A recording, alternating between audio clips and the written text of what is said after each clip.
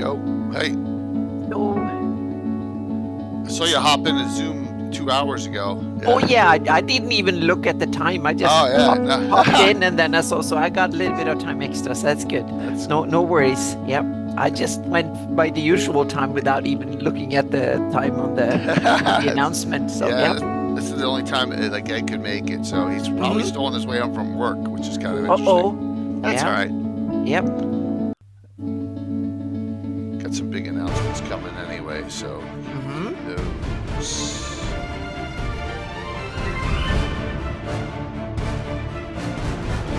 It's a nice long weekend. Yeah, there was some little bit time off yesterday and today as well. So I got a bit of time off. Good. That was good. Yep.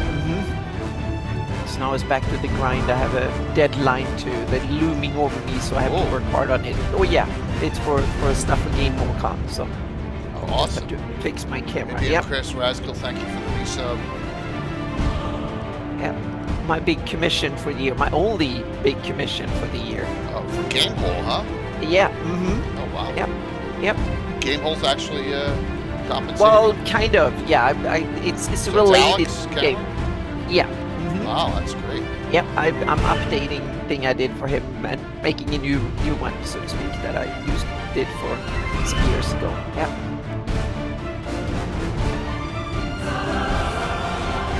What did you do to get invited as a guest of honor? That's great. Yep. I'm going to have a Greyhawk get together. Oh, We're good. setting up. Yeah, we said there's thankfully there's initiative being taken. Yeah, Brian Wakenham is setting up a Greyhawk group. Yeah. Oh, that's fantastic. Mm-hmm. All right, I have to skip that one. All right, so I'm going to go here. Go to the one you can't hear. You always have Steven Chenault talking. Yeah, that was funny. When I listened in once, you didn't show it. That was the irony of it. I was like, oh yeah, I was listening in, and then you didn't show it. Encyclopedic set of books for role players, writers, game designers. Mike, you're going to be happy in a second here, Mike Saxton. I think. Writing stuff for I'm going to announce a new sponsorship partnership. And there was really no end to what he envisioned this series to be. We eventually published Dale, I'll get you back. Builder, Living Fantasy. Yours just 7 expired. In total. I'll get you we back. Had another 3 in that fact, were ready I could probably to go do to you print. as soon as I another have 3 or done 4 after that my that we were background working on. stuff. So the series was really open-ended. We are bringing these back. That's what this Kickstarter is. We've got 7 books online ready to be printed. We've got another 3 right after that we want to get it minimally out as we were working on them at the time. Thanks, Mike. Definitely in PDF, depending on how well the Kickstarter does, and maybe even more than that. Once we kind of push beyond the necessary stretch goals and all that mess. But welcome to the what we're calling the Gary Gygax World Building Archives. And Ed please will give be us, on. He's give just us your not here support. yet, but that's Share it around okay. if you can. Pledge if you can. Whatever you need to do, whatever you can do for us in the memory of Gary Gygax, we very much appreciate it. Great deal. I got Troll you back. Lord Games. Join the fray. What's up, Courtney?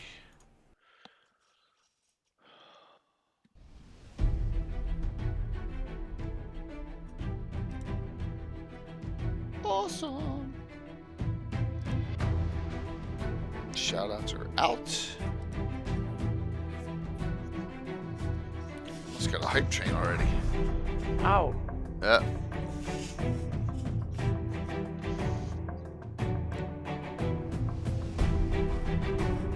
Chilling, that's it. That's it.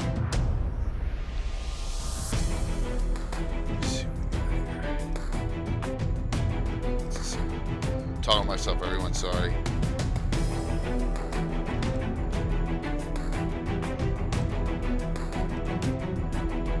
Hey Patrick, good to see you. Gary Julian's on, good to see you. Lurkin, good to see.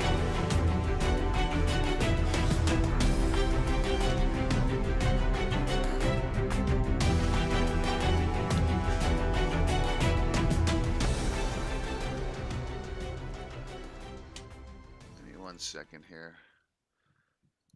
Sometimes, like on my own machine, it doesn't start up, which is really weird.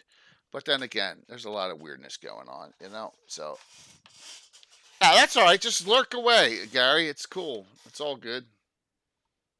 It's good. Yeah, I know. It's just, it's the only time it worked for Ed.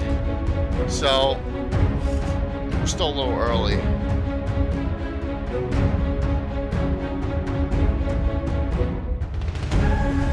It's all good.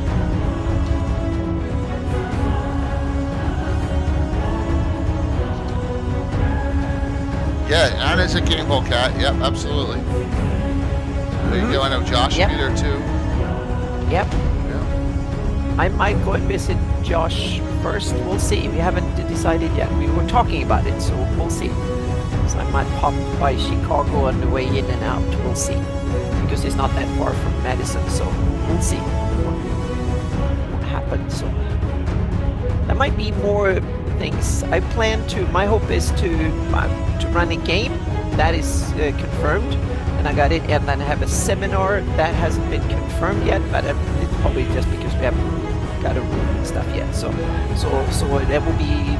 My plan is to have at least one seminar and one game. Yeah. Cool.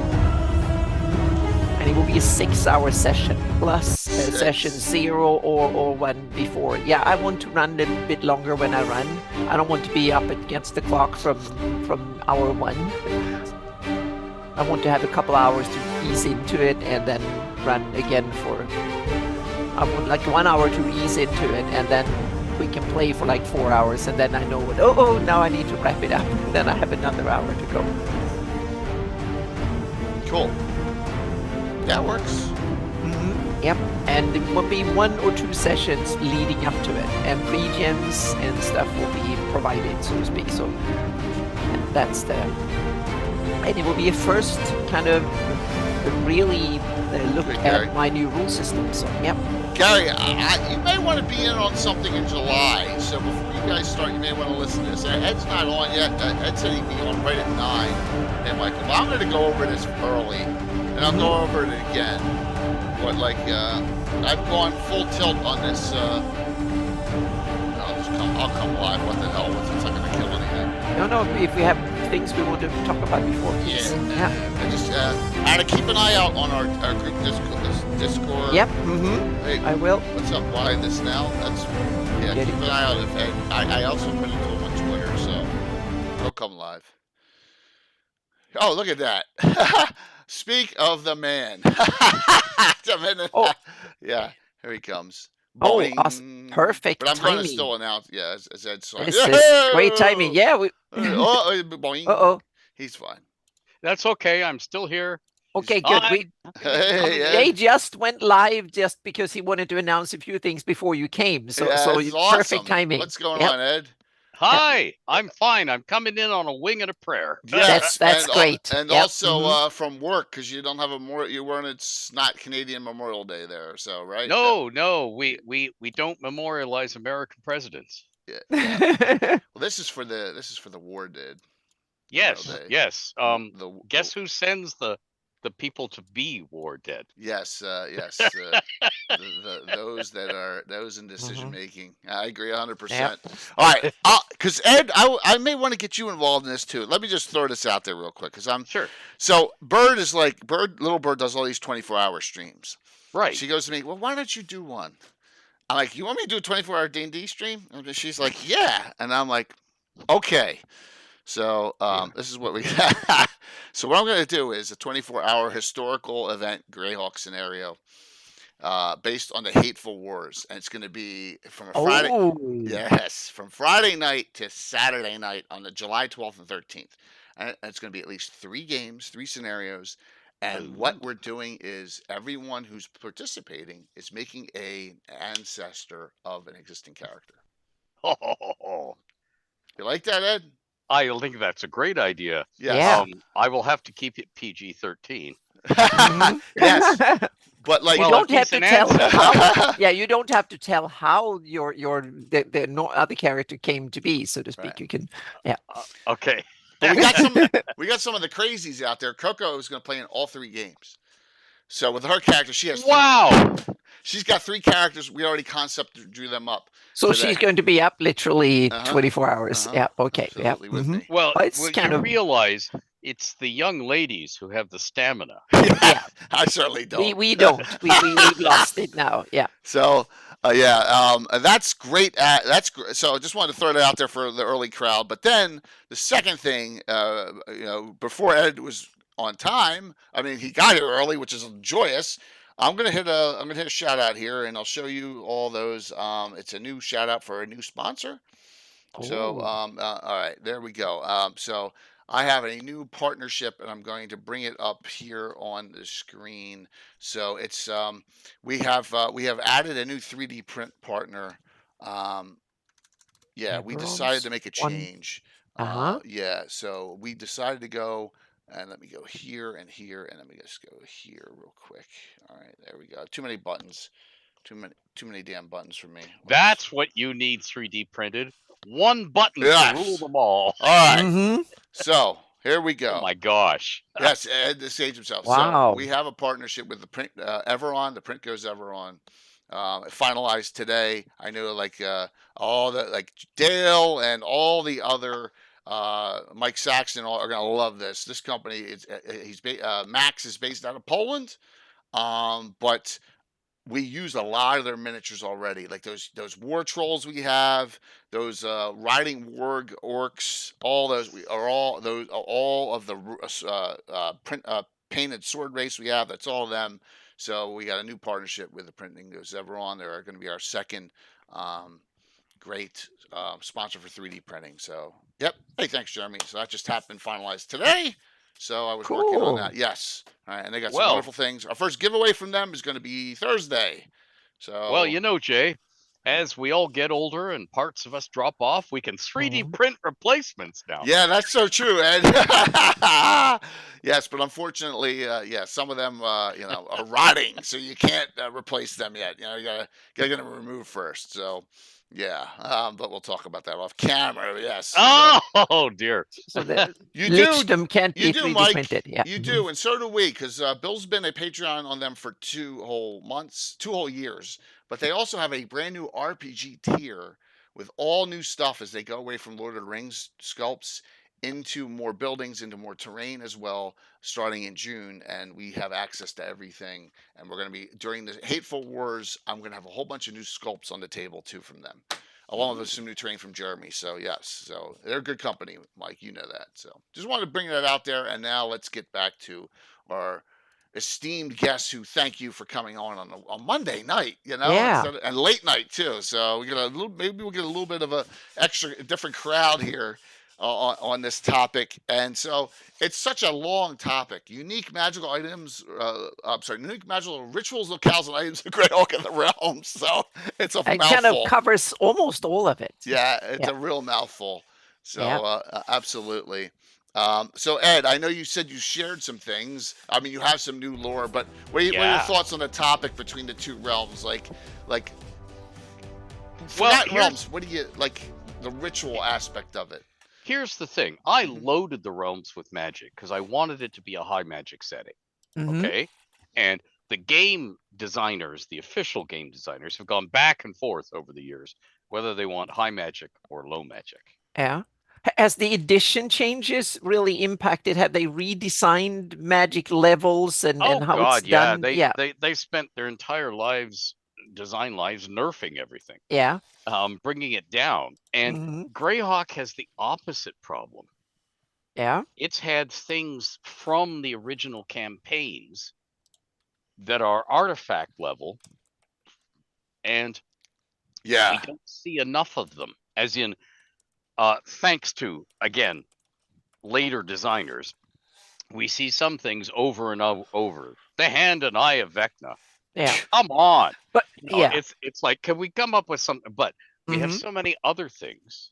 Yeah. And we have things that were sort of sprung on us, like the 4 items in of Caraptus in Yeah. White Blue Mountain. Wave. That sort of that Black Razor, they spring fully fleshed in. Here they are. Okay, how'd they get here?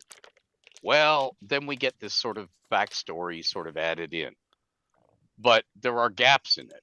just as there are in White Plume Mountain. If you go down and fight the Box and Cox, and if you defeat them, there's knocks and blocks, and then if you defeat them, and it's endless, and you go, okay, what's behind there? Right. Yeah, that sort of thing. So you have these gaps where things have been mentioned, and you can root adventures in them, but they all too often don't get brought on stage for you to examine their stats in a product, or when they do, you go, wait a minute, that doesn't match with what's been said already, because again, the nerfing is at work. Somebody's suddenly realized, oh my goodness, if I put these in the player's hands, there goes the campaign. So nerf, nerf, nerf, nerf, nerf. And you go, yeah, that's fine, but that doesn't go with all the lovely legends and lore that we've been fed earlier. I was thinking in Greyhawk we have kind of I would say a twofold problem. One is the one you pointed out with the artifacts that come mainly from the DMG and from the really early days, meaning super powerful, uber powerful. Then later have gotten a story and integrated into the setting, meaning the Black Racer and Iron Hand of Vecna.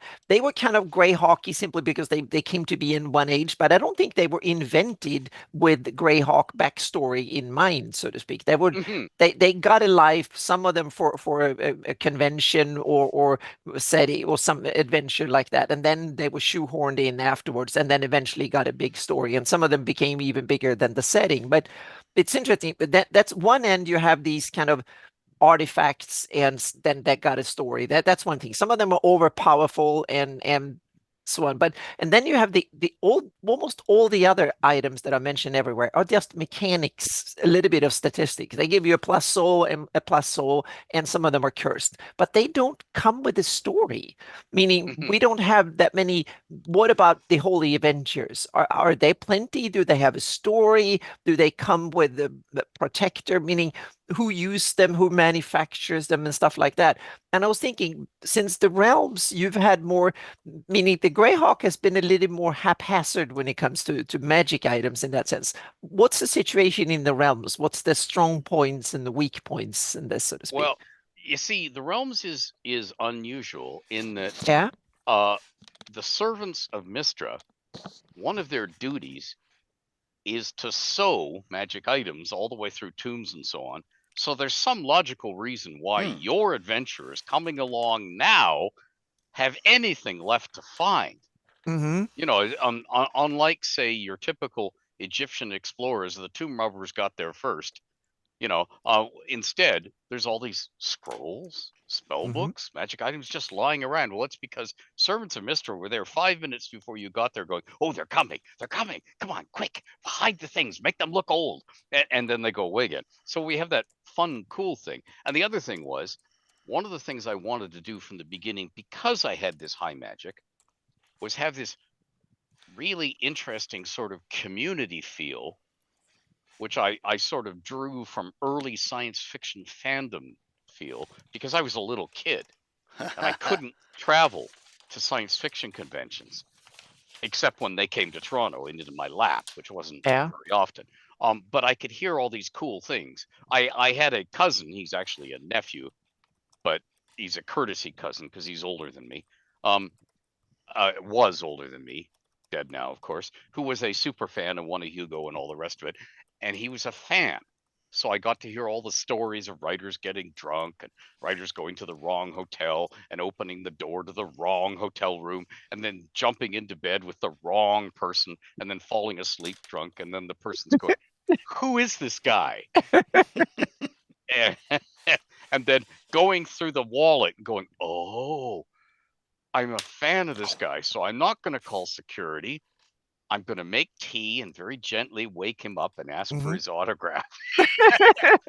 Those sort of weird stories, you know. And I wanted to put the story of the community of wizards, most of whom are paranoid, frightened of each other, or hate each other's guts already because they have a feud. They can't trust each other, but how spellbooks change hands. So that became the first pages from the Mages article in Dragon, where I kept alluding to, you know, this staff was last seen in this year. There's a blasted hilltop with the charred remains of maybe it burned up there, maybe the person who fried him took the staff. Who knows? It hasn't been seen. I did all of that sort of stuff, and as a result of that, I was building in these have long stories of changing hands among adventurers, changing hands among hobgoblins, changing hands amongst powerful sorcerers and wizards, as opposed to apparatus of Qualish, built by Qualish. Here it is. Right, that's true. I mean, there's a lot of that. Here it is, and then do with it what you want. And we don't know what the abilities are; they're all blank in the Dungeon Master's Well, Guide. that's the tradition. People who haven't played first edition, be real. Back in first edition, the artifacts came with major powers and minor powers, and maybe it was at least two levels of powers, major and minor. Some of them probably came with things that always worked or something. And then there was like 5 slots, and then there was long list of it. You can either choose the powers you wanted or just roll on a dice and get them at random, so to speak. So that means that there's probably the myriad of versions of the Iron Hand of Vecna from first edition, because every campaign could have a unique one, so to speak. So that was and I hated that random factor, but I wanted my random factor to be there in one of two ways, like the Rod of 7 Parts, or the Staff of Waterdeep does the same thing. Oh, okay. If you add Part B to Part A, you get the powers of Part B, the powers of Part A, and an hitherto unknown combo power now that you've fused them together, and so on and so forth. That's one way. The other way is the Axe of the Dwarvish Lords does this. But if you happen to have a halfling warlock along, or a gnome illusionist, this power awakens only when it's in their hands. And if you just happen to be a dwarf, too bad, so sad, you don't get this power. It's what? But those sort of random things, because that allows me as a dungeon master, if I have a shy player playing a weak character, as in first level magic user, 4 hit points at max, unless she has a 18 constitution, maybe she gets 2 additional points. So she can't even fall down a pit trap without endangering her life. So of course the party, after she's cast her one spell, the party makes her hold the torches, hold the 10-foot poles, hold the map, and be the target. And guard the horses outside or something. Exactly. And it was like, God damn it, let's give her something to do. Let's give her something that makes her special again. And that's when you put in a power like that, and all of a sudden everybody turns and looks at the shy player at the table in a new way, and the shy player smiles because they're back in the game. It's awesome. And it was also, there was a lot of these restrictions only usable by lawful good paladins or only usable by whatever, something. And you took a lot of damage or it became cursed or something, if not. So, but that was also part of the nerfing, so to speak. Mechanically, these things they stood out like a sore thumb mechanically, because a lot of things were absolute in the early editions. It was save or suck or whatever. So as soon as you got the power of something, and a lot of there was also a lot of more absolutes and less gradual stuff. Once we get into 3rd edition and later, you got higher low DCs and stuff like that. So things didn't just work or not work, so to speak. That was work better than others and work a little bit better and stuff. So in that sense, I like later editions that had more nuances in the game. But on the other hand, back in the day, artifacts and stuff was really powerful. So they were magnitudes better than anything, and they could just do wonders, so to speak. And many a dungeon master discovered, oh, there goes my campaign. Exactly. They could just they could figure things out and just get to know it, or just make things happen, or things disappear, or whatever it was. So that's a good point, and I've been thinking on like how you take something, because like if you give a low level character an item and it's really powerful, I mean, they're going to have that through their whole career. It's kind of like I've had this thing for years and years, or it was great then, but so that's why I started kind of doing scalable. As they power up, they gain more powers. And I've actually liked that. But it's tough to keep track of. But that's something that I always try to solve in game, meaning powerful items attract powerful enemies. if you start wielding a staff of power or staff of the magi or something that can do 6th, 7th level spells once a day or something, and you start throwing things like that around, someone will say, "Ooh, there's a new toy out there," or someone is wielding some really big power in my domain that doesn't fly anymore. So they will send out the guard or a probing party to make sure that they either grab it or stop whoever is using it.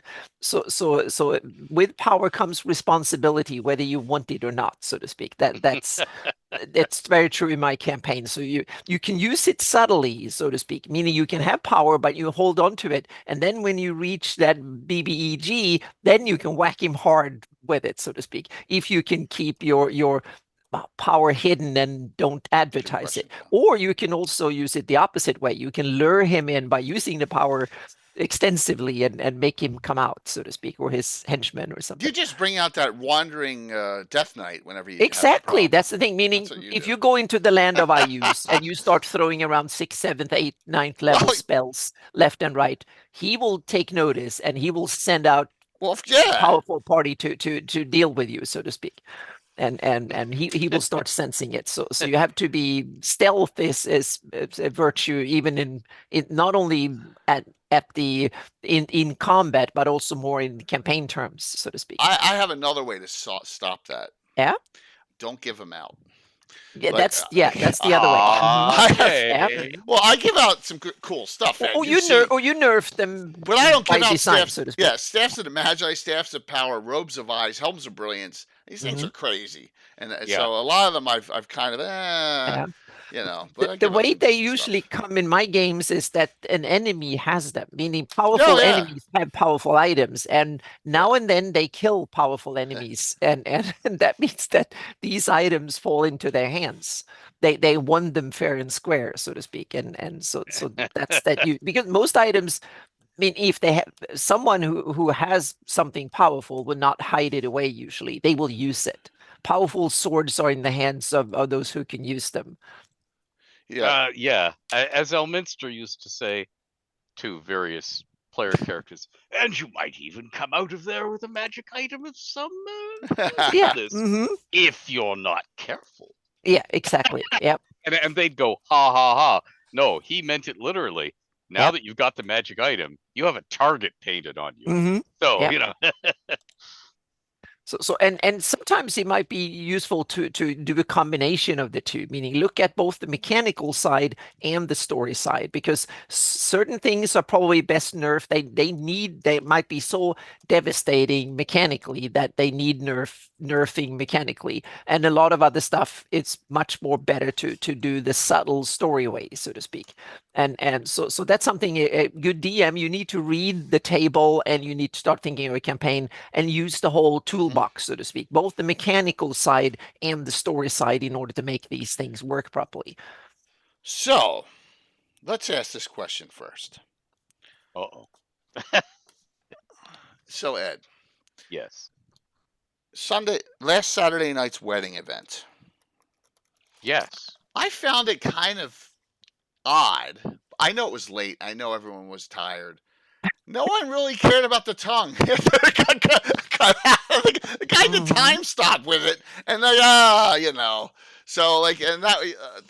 Well, you see, what you had was a bunch of players trying not to do the squick reaction. Right. To the tongue, and you also had players saying, "Oh yeah, well it's an artifact." And there's no way Jay's not going to let me have it. True.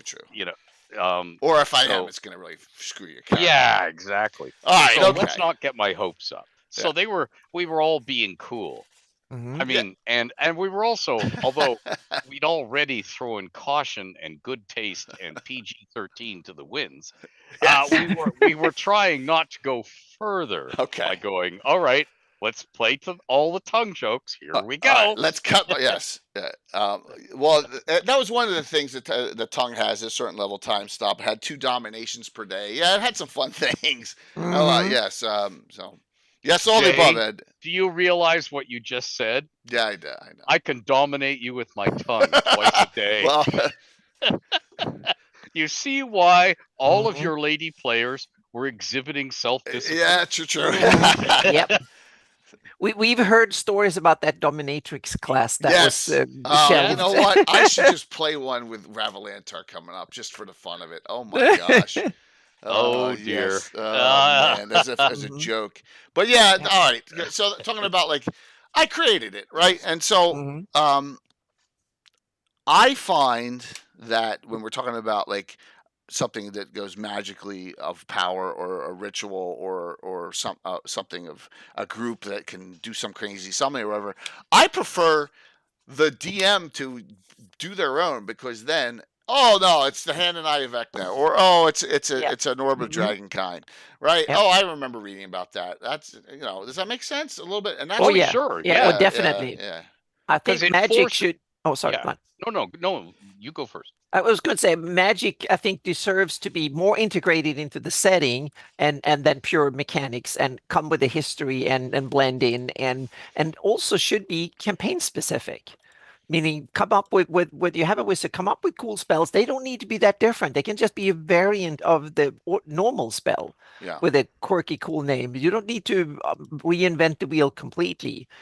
Look at the original spells and look at the Great Spell Net book and or Google whatever type of spell you want and then take a couple of the variants that are there are tens of thousands out there and then just look at other spells of the same level and start or as powerful as you want it to be and then tweak it until it matches reasonably. And also if you start using it as a DM, then you can introduce it gently, meaning don't fire it off and let it do an enormous amount of damage. Introduce it and play it, not play it by the ladder, so to speak, and let the players get a good chance, so to speak. Don't use the mechanics ruthlessly against the players at first. Let the players figure out how to deal with it, so to speak, to some degree. So and I love hearing that you said Great Net spell book. I Yeah. love that because it's all old Yeah. school stuff. Exactly, it is. Uh, But you can and- convert that to whatever I version know. It's Yeah. and Mhm. there's one exception. There's one exception to that. Yeah. Gently. If it's an ed spell, I'm going to use it on them. Thank you. Thank you. No, Yeah. but no, I will make one point. The other metagame, Uber play at the table thing, if you invent a new magic item or if you change an existing one sufficiently that it's not recognizable to the players, you have forced better role playing on them. Yep. Because Mhm. the mystery's back. What Yep. does this thing I'm holding do? Should I even Mhm. be touching it? Yep.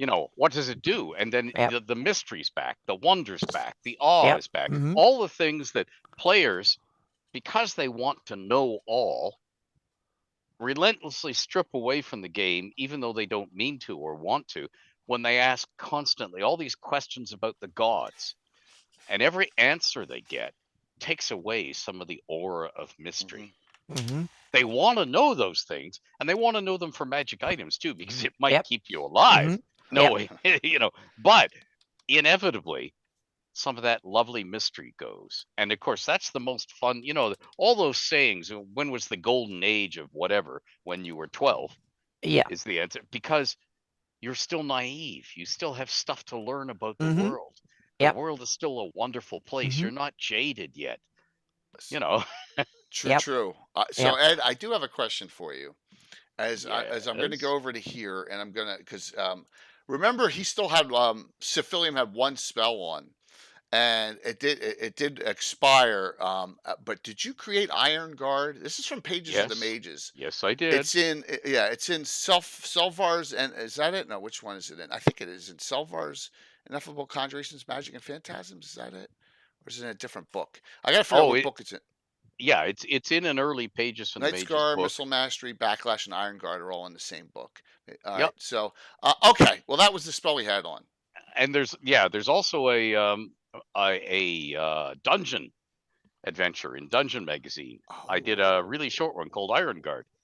Oh, really? Okay. Yeah. Okay. So that was the defensive spell, and it's an Earth Elementalist in my Mhm. game spell only. Yeah. So And okay. it basically means that magic weapons still do damage to you equal to their pluses, and you can still be gently bludgeoned by the hilt of say a a sword. Right, but not by because somebody not by does the this blade. through you, Yeah. but the blade passes right through you like smoke. So it means the guy's hand, with all his strength behind it, because he's trying to hack you Right. a new one, Some force hits damage, you yeah. with the hilt, and you get that damage. But the blade just goes through you like smoke. So you can stand there as a wizard in your robes and no armor and go, ha ha ha, as these guys plunge their daggers into you and nothing happens. Except they're punching you. Every time they try and ram a dagger through you, they're punching you. Right. It's it's 5th level, so it's not like it's a low level spell either. So okay, well, that's good to know. That was the one spell that he had on after all this other stuff got dispelled. So just wanted to note that that you I used one of your spells against the group again on last Saturday. Sigh. I know. We all know that it has some wonderful things planned here. So I know you said you had a couple. What was it? A couple rituals here, a couple spells, a couple items. Okay, so what I wrote up was a new ritual for Greyhawk, a new ritual for the realms, a new location for Greyhawk. Oh wow! A new location for the realms, and a new item for Greyhawk, and a new item for the realms. Wow! One of each. And with rituals, do you mean what's the definition of a ritual? Because that have varied through the editions. Think of the D&D movie. Yeah. That was a ritual. Okay, so okay. Turning everyone by undead. This, I do not mean the 5th edition version. A spell that you can cast from your book without blowing it because you take 10 minutes or an hour or whatever. Yeah. I mean a long, complicated process that often involves multiple casters, but that involves definitely multiple spells or multiple cantrips or multiple orisons, or in other words, it's more steps than a single spell. As a result, it can create something that has more dimensions than a single spell. That's something that's sadly lacking from most D&D editions. Sometimes it's called eldritch magic and rituals and stuff like that. That's a dimension of magic that I think should be in the game. They tried in 2nd edition with cooperative magic, right? Yeah, exactly. But you never have 3 same priests. No, it's primarily for NPCs, right? And it's also a great way for the party to participate in something bigger going on, and the party will play one vital cog in the wheel of making something happen. Well, if you want to have like a new devastation or stop it or something. There's also a dungeon master's reason for it. Early on in the realms, I had spell singers. Now, spell singers have been redone. Every designer seems to want to have a crack at dancing ladies with no clothes on. Well, music is kind of part of it. But my original spell singers, these gals who would dance in a circle, usually around a fire or some other focal point, singing and be able to do magic that they can't do alone, had a very practical reason. Because if the party saw that this magic was being used against them, or it was hostile, or it was evil, or so they thought, you got a bunch of ladies with no clothes on, they're easy to stick a sword through. And then you kill 2 or 3 of them, and you grab the last one as a captive, and you tie her up, and you say, okay, now we're going to work you're going to work your magic for us. And she can't. It's not that she won't.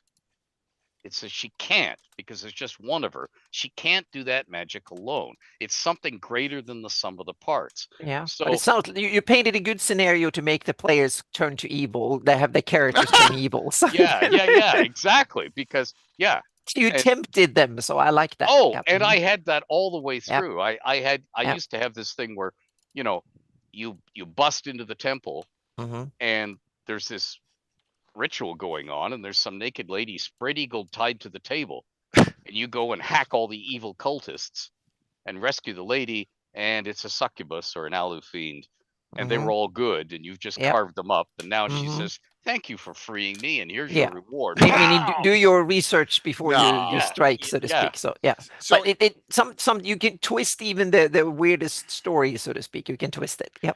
In this book, Ed, I think you have a ritual art piece Drow the Underdark, Yes.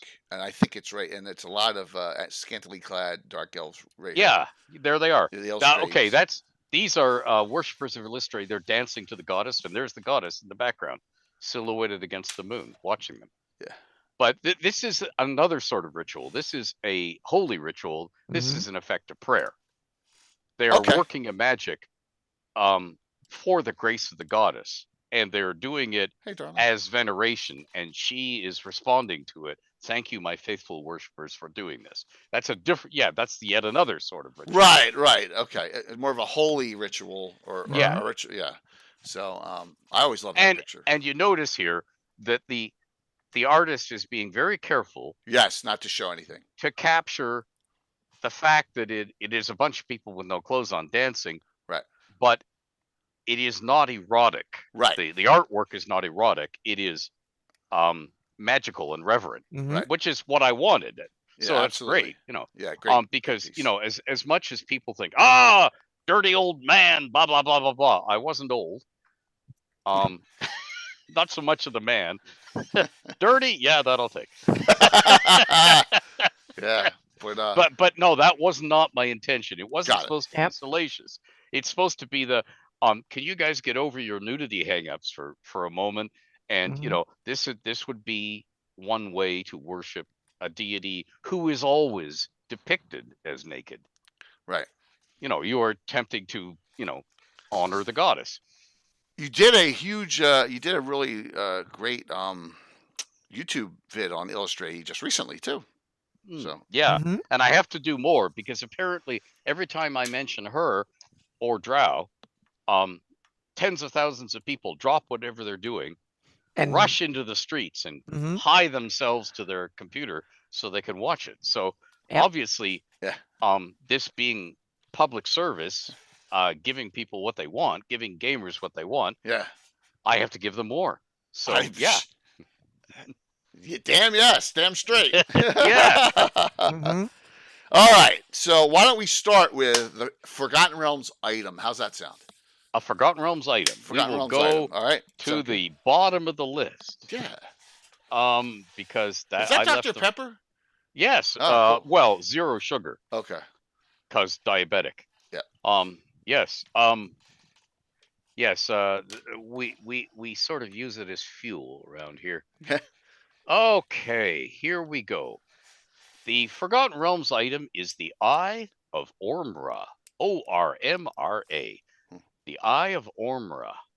Okay. Wondrous item. Okay. Rare. Usable by all. Does not require attunement. Has no charges.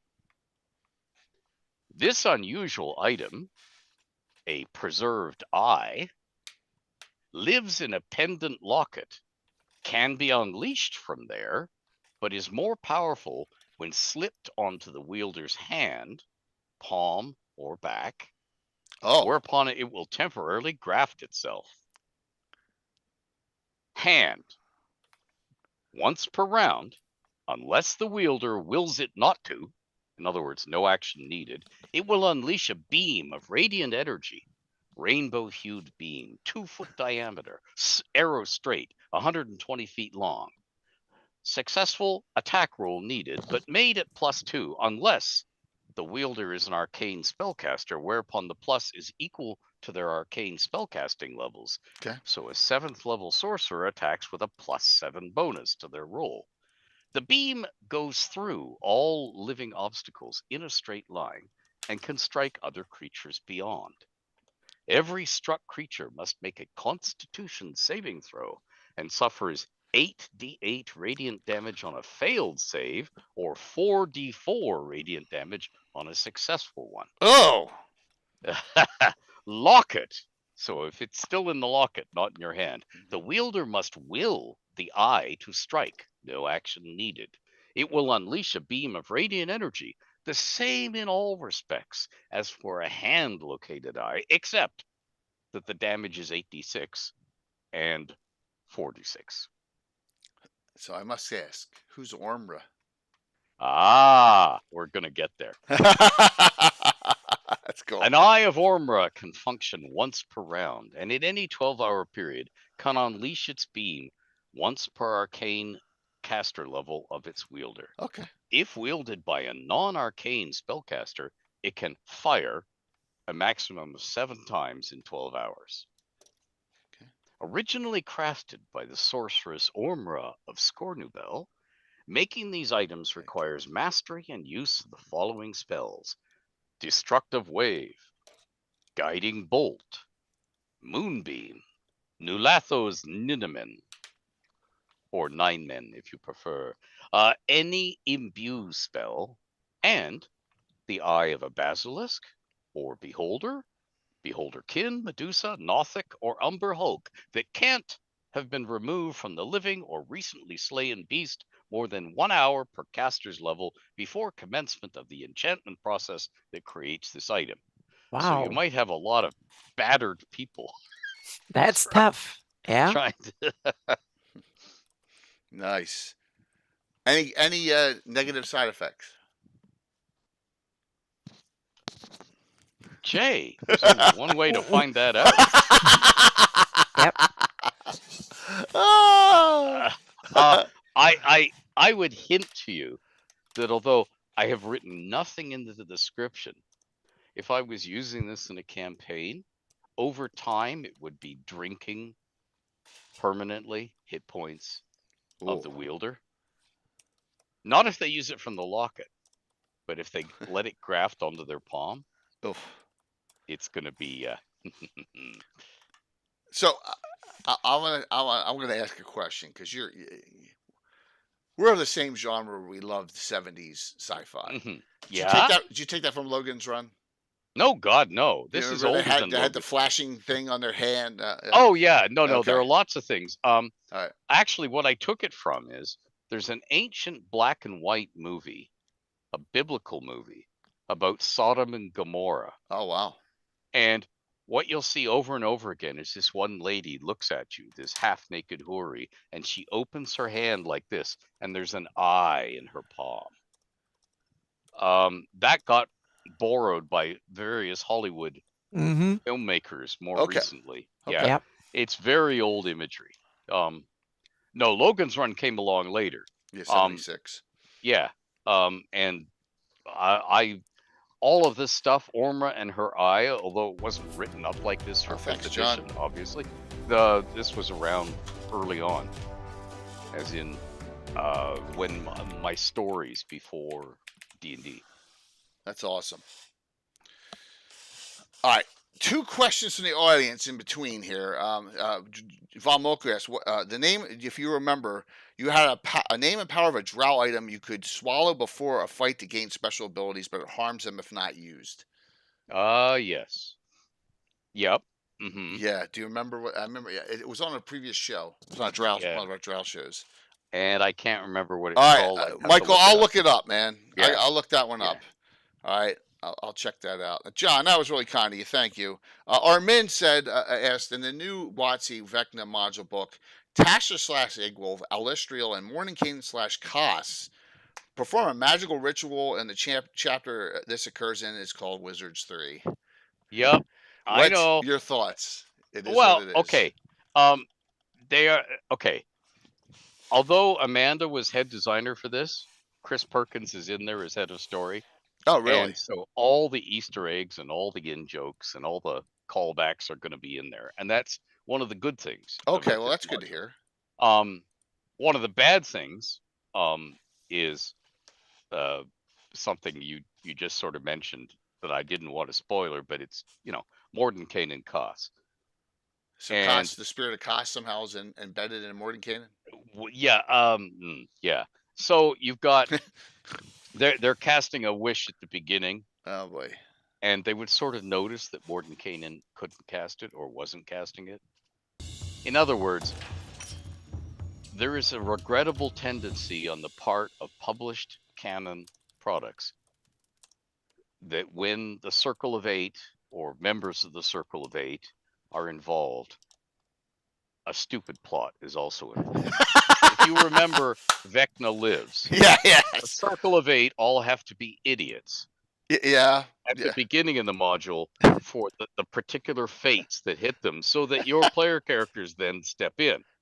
And you read that and go, there is no way all these Right. wise spellcasters who are paranoid as well because know. they're spellcasters would do what they just did. And so that this can happen. And once again, the setup for this new module is really GD. Can we get away from having non-player characters be idiots so that there's a plot? No. Yeah. That's what I said. I said, how many times did I have to destroy the Circle of 8 in Adventures? I mean, before in the early days, but that's okay, Ed. You know. Yeah. Sometimes, like I think we all as a DM, and I would do this. We're like, someone does something dumb, like an NPC or player character, or whatever, and we take advantage of it. But like, you're right. It's just like these 25th level characters shouldn't be doing dumb things. Right. You know? Yeah. Right. And here's the thing. Yeah. It's far more noble. Okay, I mean, this is the old problem. Marvel Comics had it every time. Because each new character they wanted to introduce ends up having to fight Spider-Man. Because they need the sales for the Spider-Man fans to buoy up the new book. Right. Spider-Man is low level in power. So you're web slinging around off walls, making smart-ass remarks as you beat up thugs in an alley. Okay, why, when you have the Avengers, the Fantastic Four, and at certain parts of the Marvel Universe time, the Defenders, and you know, all sorts of people with gods, actual gods, as members of the... Why the heck do you need it down to... Okay, you have to give those really powerful people something to do and get them off stage, so that your new guy has a chance. It would be far better to have the Circle of 8 deal with a horrible thing like, say, I don't know, Vecna, if you have to go back to that well one more time. Right. And be right to the edge of fighting, and they stretch out their hand and say to the player characters, we can hold them, but you've got to take it over the top. It's all up to you. That sounds like a better storyline. Yeah, way more. They can, or someone that can help them and then perish when Vecna is half dead or just at 10% left, and the players have to go and finish the job, kind of thing, or something. Yeah. Now, and it's the same thing that Tolkien did. Some variant of that. Oh, absolutely. The Fellowship of the Ring. You take Gandalf away halfway there. So because Gandalf is there. The wise guy who knows everything is there to save your ass. And the moment he's gone, Aragorn gets a chance to be the mythic hero. Boromir gets the chance to do the betrayal. You know, all this stuff. Because Gandalf isn't there. I get why you have to do it. There are better ways to do it. And it also makes sense because the big bad evil guy, the main villain, will take out the most powerful first and spare the characters that are just in the background. So that makes sense from a plot point too, so to speak, that the characters can play second fiddle for good reason because they have more powerful people there to protect the creatures or whatever it is to protect them. Do you know how many... Go ahead. I was going to say, there was one little thing when you alluded to earlier, Jay, that it's kind of a problem when you have players that are new playing really powerful characters and they don't know what to do with it, and vice versa, so to speak. But that one of the things that I tried to do, I'm not succeeding as often as I would like to, but one of my things that I want to do as a DM is to make sure that I explain it to as a character will see it. So if you have an experienced player that plays a newbie, a warrior has a villager who got his first spear, when he faces the enemy, you need to tell them that the orcs are overbearingly powerful and they run around and they will kill everything. But if a newbie player plays that 13th level ranger that has been around 6 wars, you tell them these are two nobody orcs, so to speak, that just yell and scream, and they shoot at things. They don't hit the barn door at 60 feet away, so to speak. So don't worry, aim and you will hit them. So explain it like the character will perceive it as much as possible, because that I think will make much more fun for the story, and that will immerse the player better too. Yeah, and you get a chance to feel fear and show bravery. I mean, if you just listen to the Jethro Tull song, Broadsword, And You it's know, more that- fun which as is you as a DM, because you Yeah. get to be part of the game more if Yeah. you do it that approach too. Yeah. But if you keep it down at the level of the characters Mm-hmm. who are playing right then, Yep. and the non-player characters run up to them and, assemble up at the roundhouse, Yep. grab your weapons. And Yep. it's like, holy crap, they're scared. Yeah. It's And one everyone for himself, yeah. And another example of this is the old readouts in old adventures. They were written by an engineer. They always say, "Oh, the room you're looking into is so and so, and the ceiling height is so and so, or Yeah. whatever." And then 5 minutes later, through a description, "Oh, there's a big ogre trying to kill you." Yes. If you think about it from a DM, presented from a character's perspective, the door flings open, some big badass thing is coming and trying to kill you. Don't even mention what's behind it until the characters say, "I'm taking one action to figure out what's behind it," and roll the perception. Otherwise, just ignore it. The character is so busy trying to avoid being killed, he doesn't see if there's 10 orcs behind the thing or not. Maybe you can, if he asks, you can mention that the room is dark and you don't see anything more, or you can see some fires in the background or something. And you put your finger Yeah. on a storytelling DM first and foremost. Yep. Versus what an official game designer, because this got rammed into me through 2nd edition, 3rd edition, 4th edition, 5th edition, writing for TSR and WotC. You do the room description first because it's assigned to you. It must be that way because therefore the spellcasters know if the fireball or lightning bolt will ricochet or get their own guys. So that information has to be first. And it's like, you're quite right. The right way to do it is a little box text that says, you open the door, something's moving in the darkness. Oh my God, it's coming towards us. Yeah.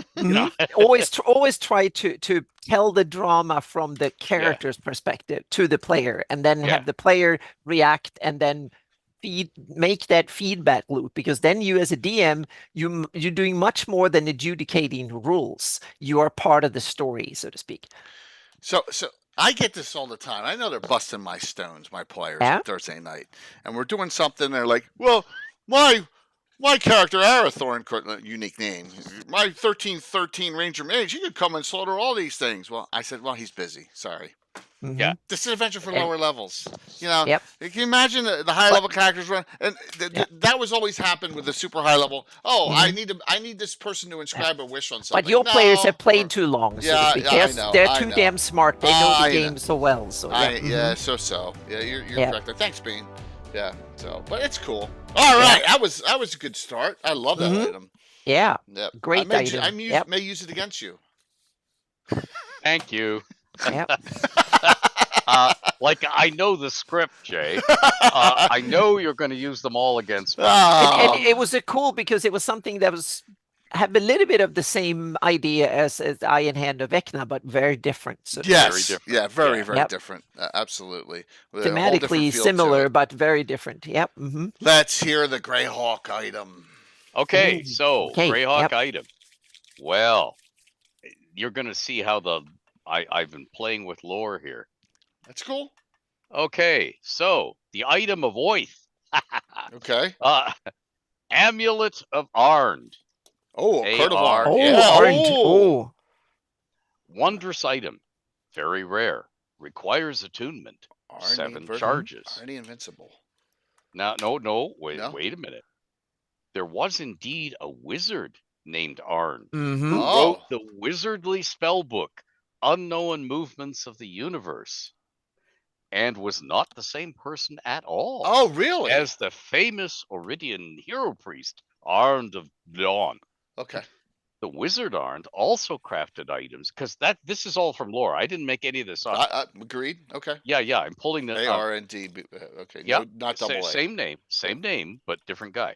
The wizard Arnd also crafted items that now bear his name, one of which was recently discovered in Lukish, capital of the Duchy of Ernst, and another of which is known to be in the possession of Agath of Thrunch, in the Temple of Celestian, in the village of Thrunch, in the foothills of the Lortmill Mountains, in the Principality of Ulek. An amulet.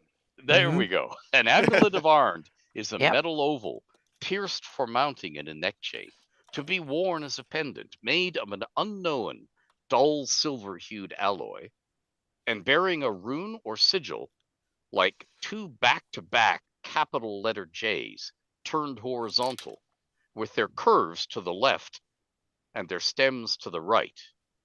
So take a capital J, take another capital J back, mirror image of it like it's a monogram, then turn it. Okay. So that the stems are horizontal.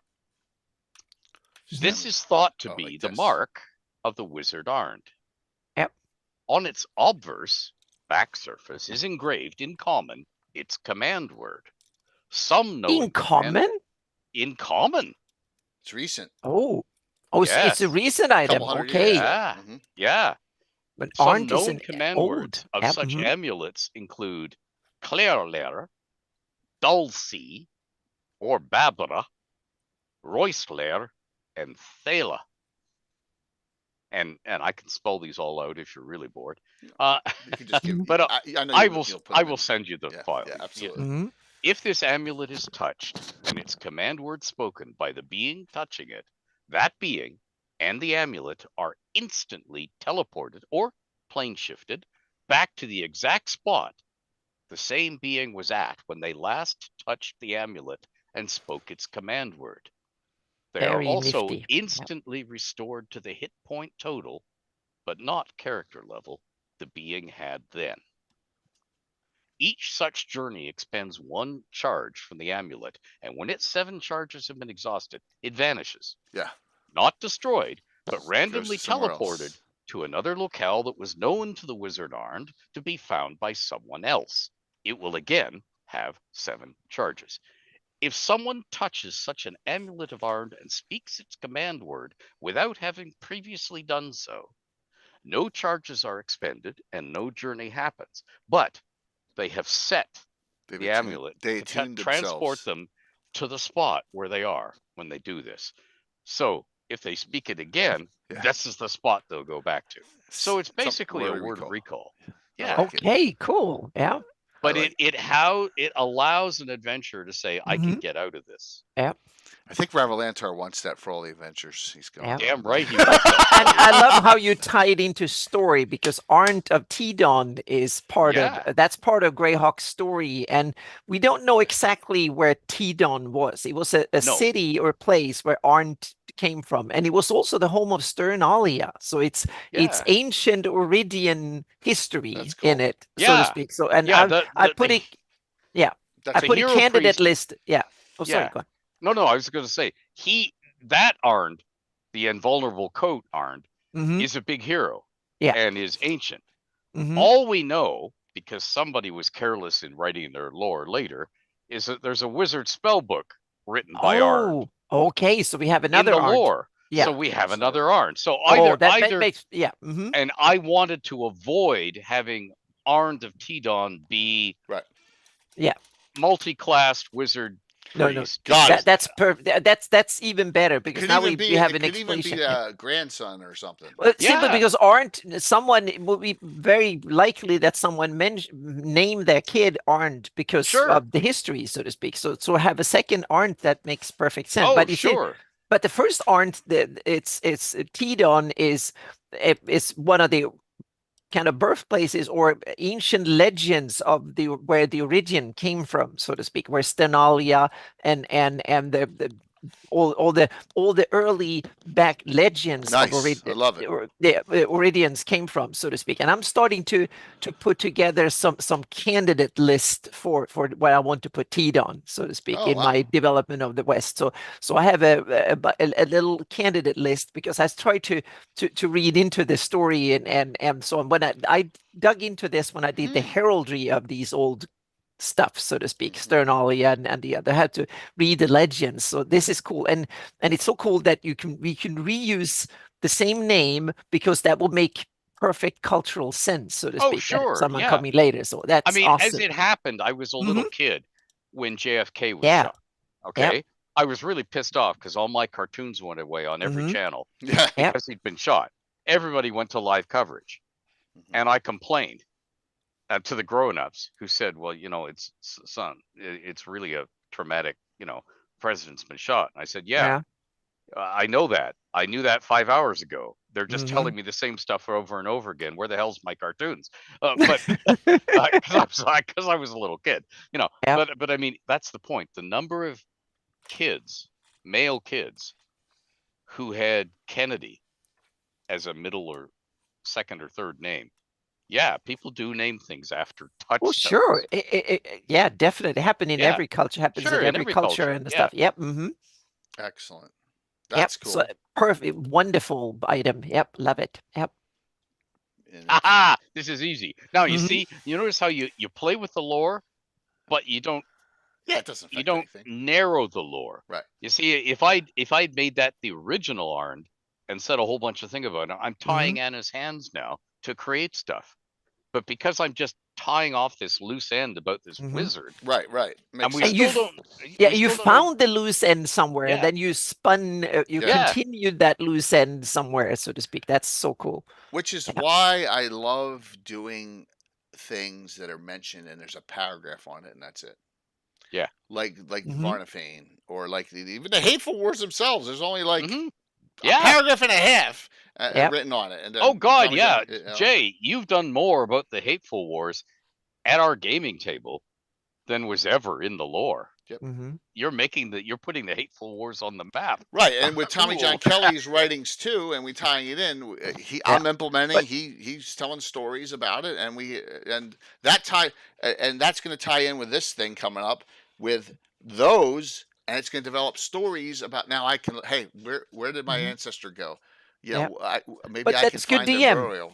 Yeah, that's good DM. Every DM should do that. They should make their own version. They should take the embryo and develop it and let the players play with it, and then you create new stories based on the early stories that are written up, and then you have your own version, so to speak. You make your own version. As a DM, you have to kind of make the seeds, and then with the players, you make it grow, so to speak, and then that brings new seeds and you play from it, so to speak. And if you keep doing it for decades, then you make your own stories. and and leads to things like Altamira, whatever, or decades. Like it adds case half a library full of awesome books and God knows what. So, in my case, a few maps and some heraldry. Anna, and some your other maps stuff. are gorgeous. Yeah, but it's almost that's how as gorgeous as you. Thank you, but this is what. Thank you. Yeah, but this is how it's done, so to speak. You keep doing it, and every DM should do it to at least some degree. Even if you just run published modules, you should pick up because the players create cool seeds when they're playing unwittingly by asking questions or coming with dumb comments or smart comments or ask critical questions, whatever it is, and therefore you get the material to kind of to spin off and use. I waited almost 5 years to bring the damn tongue back. Yeah. Ever since Eric Mona stole it during Virtual GrowCon 1. Yeah. That was the last time it was talked about. It was the last time it was ever seen. Yeah. And now Virtual GrowCon 5 is coming up in October. So, all right, 4.5 years. All right. But that's also another good thing, so to speak. Meaning, riff back on old stuff, but wait until it becomes legendary a little bit, and it's half forgotten. Talked about. Yeah. But when you can walk upon the rice paper without disturbing the grass, then it will be time. Yes, patience. Yeah. Yep. Pay if you have the time. It's tougher. Like, and remember, everyone plays this game at a different pace. Oh, if yeah. you and your friends can only get together once every 2 months, so be it, and just have fun with it. But if you can, you can still weave stories into that and leave long-term plot arcs in them. I love the long-term plot arc. I just do.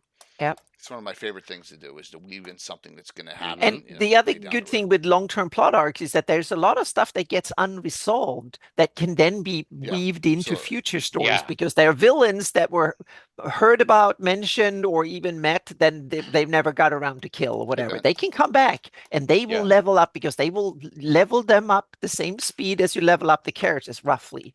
And one of the great moments of heroism that can also explain sloppy things, meaning there are still gaps, there's still Mm-hmm. chances for the player characters to be heroes because somebody left something out Mm-hmm. is when a major NPC is out of time. They're in time pressure. They're going to die, or the planet's going to explode, or in Star Trek 4, they're going to run out of time to rescue the whales, Right. or whatever it is. You know, and they say, I'm out of time. And then they try a gamble, or they try something desperate, or they trust these nobodies who are the player characters because they have to. They're out of time. And if they say that, you know, you're immediately ratcheting up the pressure. You're ratcheting up the stakes. You're making the players know it's all up to you. It's funny And you went sorry. Star Trek 4 instead of Yeah. Star Trek 2. Khan's going to use the Genesis device. Yes. Yeah. Well, no, the reason I went Star know. Trek 4 is because Kirk actually says, and it's Right. not a combat situation. Right. Because he's saying it to the medic, the woman. Yeah. I'm out of time. You know, and therefore he's going to reveal something he would never reveal. He's in effect breaking the Prime Directive or whatever. You know, he says, well, you know, I live in Iowa. I only work in space. You know, that sort of stuff. All right. I'm in from what your dating would be. That, you know, he's actually, oh shit, here, okay. She's backed me into a corner. I have to tell her all this stuff. Why am I doing this? Because I'm out of time. Because I'm out of time. You got no options. Yeah. Yep. That's awesome. It's very cool. So, any questions before we go on? We got 4 more things still to discuss, which is wonderful. Yeah. This is the fun thing for me, doing these new things. So what I want to put out there with everyone with this 24-hour stream, and Ed can attest to this because he, for example, in an adventure way back, the eyes have it. Luke Gygax's character, the son of Melf, got Captain Folay's sword. So he's actually going to be alive in one of these adventures I'm going to do. So it's the story of how he got interred in those towers or whatever. That's one I'm thinking about doing, that one or Hearthguard Tower. We're going to do a lot of those stories, but we're always searching for these magic items, and we're finding weapons, or we're finding an amulet, or we're finding armor. I want to create some stories where they get lost. That makes sense. Oh, Jay, right? You're going to have so much fun with these rituals. Yeah, that's great. That's fantastic. I can't wait. It's going to for this discussion. So just think about that, everyone. Think about, you know, I think this idea of going back and doing like I call them historical because it's independent. Historical D&D scenarios in your campaign is something that I'm really looking forward to trying and seeing what happens with it. Yeah. I don't think it's going to change the timeline or anything. No, here's one thing, though, you have to bear in mind.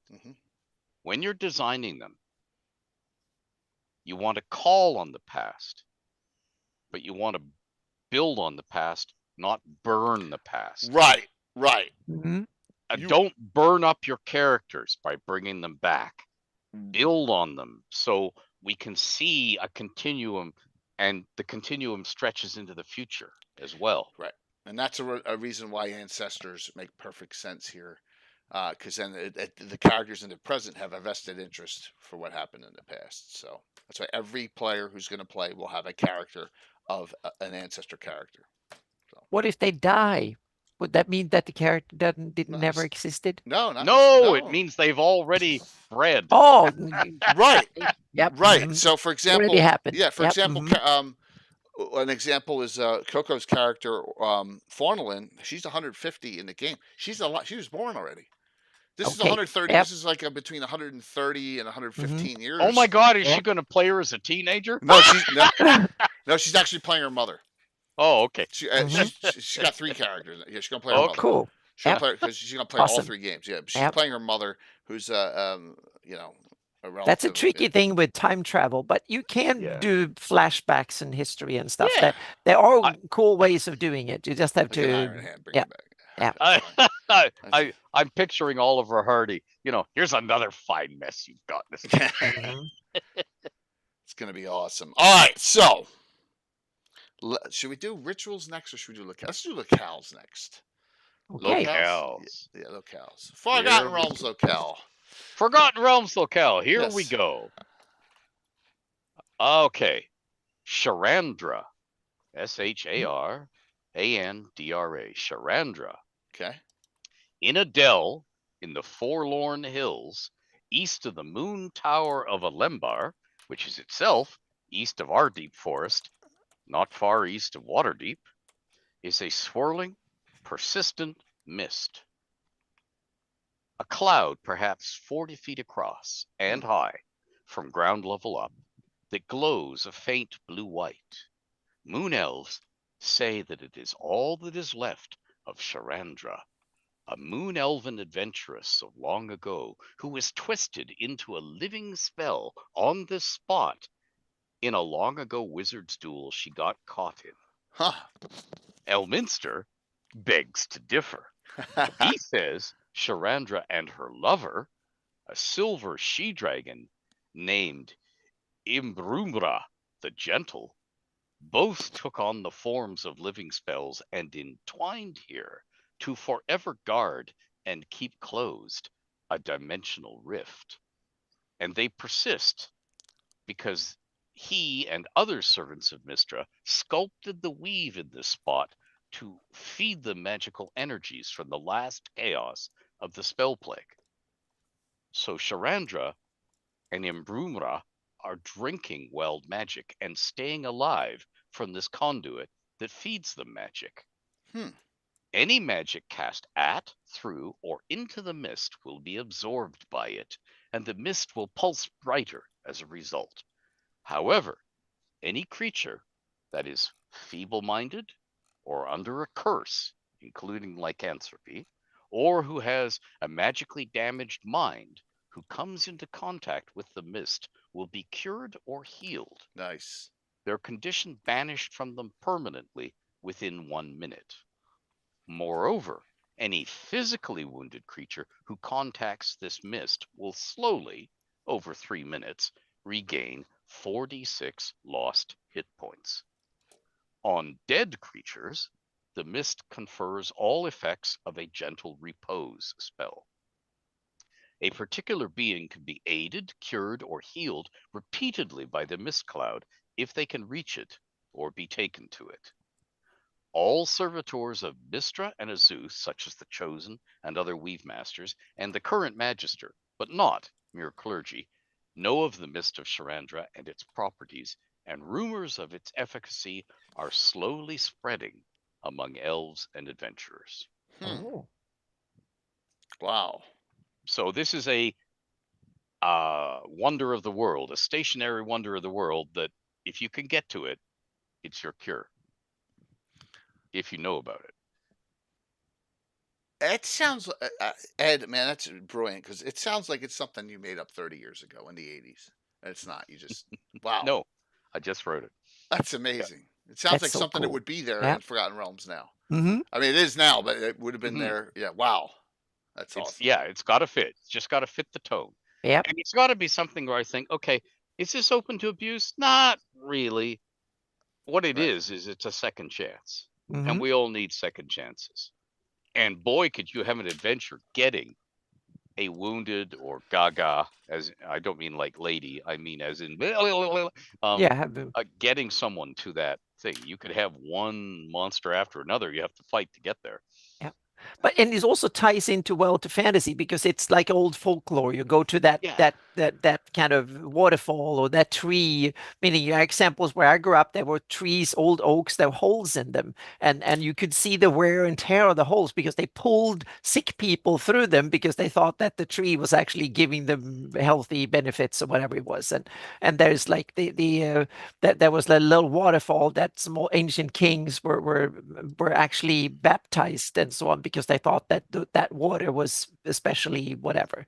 And then there was the horrible place that was overlooking a lake that was like a little, you went through a small cave that was like 30 feet wide, and then there was like a balcony, and that was said that young virgins who didn't want to marry the one that was supposed to marry that threw themselves from there. I don't know if no one knows if it's true, but the place was called that. So the Virgin Falls, that was in Swedish, it was called. Ow. Yeah. Mm-hmm. Or the Virgin Bed, even if you translate it literally. Wow. Yeah. So those were places that were within a few miles where I grew up. up.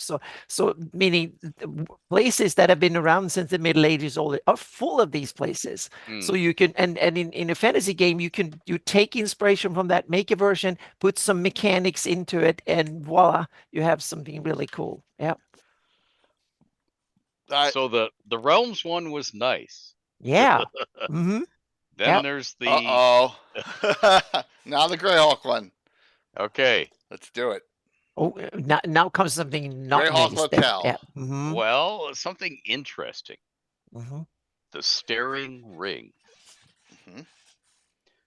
On a Wilderland hilltop, about a day's travel north along the coast of Jekli Bay from the monastery of the Toiling Lady, Mm-hmm. within sight of the sea, east of the hell furnaces, a ring, perfect circle, of 20 human skulls, going brown with age but intact, has been set into the earth, all with jawbones innermost to the circle, buried so only their fronts, the eye sockets and all forward, so skull faces staring up out of the dirt, are exposed.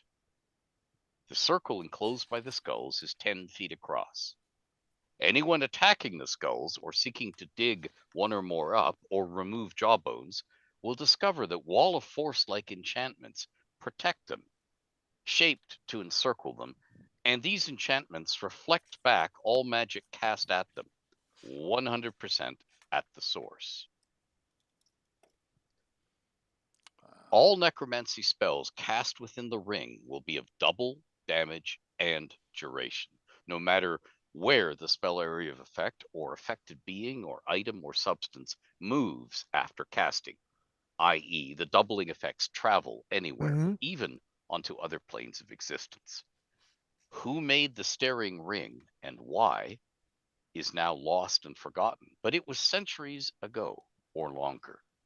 There's a local legend that every so many castings within the ring, the tellings differ on how many, a gate fades open within the ring to let a Nightwalker from the Shadowfell out into the world, then fades out of existence again until the castings done in the circle next reaches the threshold count.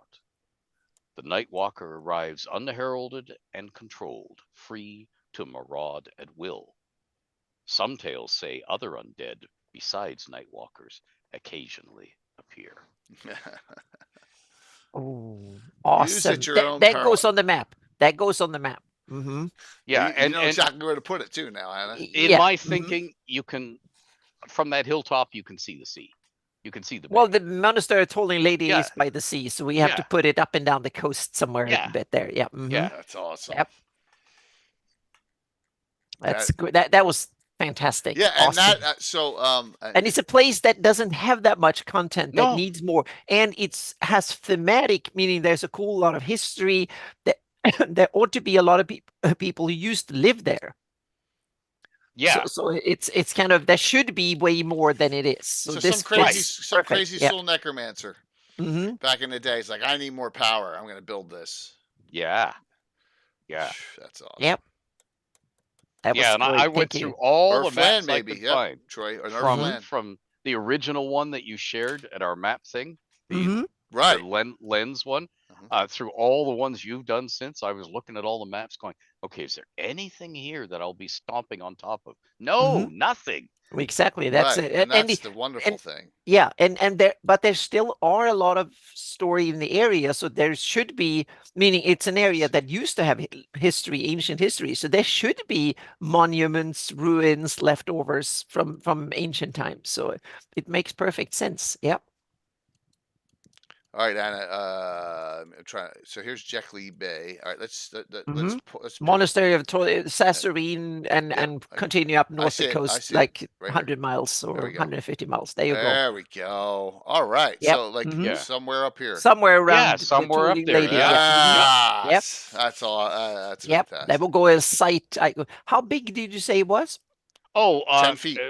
10 feet across. So Okay, it's so just it's a a bare small hillside. site. Yeah, it will be a minor site. That's Yeah. the symbol that I'm using for things that are visible but that are a weird phenomenon. Meaning no one lives there. It's just Right. something. But when you walk up on it, you will notice something going on. Oh so yeah, to you'll speak. Yeah. notice. Yep. Holy crap! So, I'm so it's standing in a a ring of site. skulls. Yep. Mm-hmm. Yeah. Yep. Good point. Yes, cast it would double healing too. Cast in a if it's necromantic. Yeah. Monastery of the what does this come from? Cauldron? Do you remember what the I monastery? think so. I think most of these areas are from the from one of the adventure paths, mhm, right? Asia Yeah. Worms adventure Yeah. path. Is it I Age think of so. War? I Yeah. think it's Cauldron. I think it's the Oh, first sorry, one. Cauldron or yeah, they Yeah, I both. think it's this one. Yeah, Shackled Sassarine. City. It's Shackled yeah, City and yeah. It's from the or areas down Savage almost. Tide. Yeah, Okay. exactly. All the stuff down there comes from one of the Savage Tide or Cauldron things. So yeah. Very cool. And there are a few things that are from the UK series, and the UK series also had a couple of Dragon articles follow-ups, Right. I think, Right. that added a few Most- things in most the of Hell it- Furnaces too. Most of So the UK, Toiling Lady might yeah. be from one of those too, because those added another few places into the Hell Furnaces. So yeah. Excellent. Well, there you go. Nice locale, and Yep. Ed's very careful. I see, which is good with the Greyhawk. He's like, this Yep. is Well, I don't want to stomp all. It isn't perfect. it isn't a leave my mark on Greyhawk. Nah, we appreciate it. It's a how can I Yeah. add spice Yep. around the Yeah. edges a little more. Yep. This monastery's destroyed too, and it writes in gray. Yeah. Mm-hmm. Okay. Yep. So Perfect. apparently from hang on a second, the Toiling Lady. Let's see if I can. That's cool. That is awesome. Boom, boom, boom. I know you go through 1,000 things. You're like, where does this come from? My guess is Shackled City. That's my guess.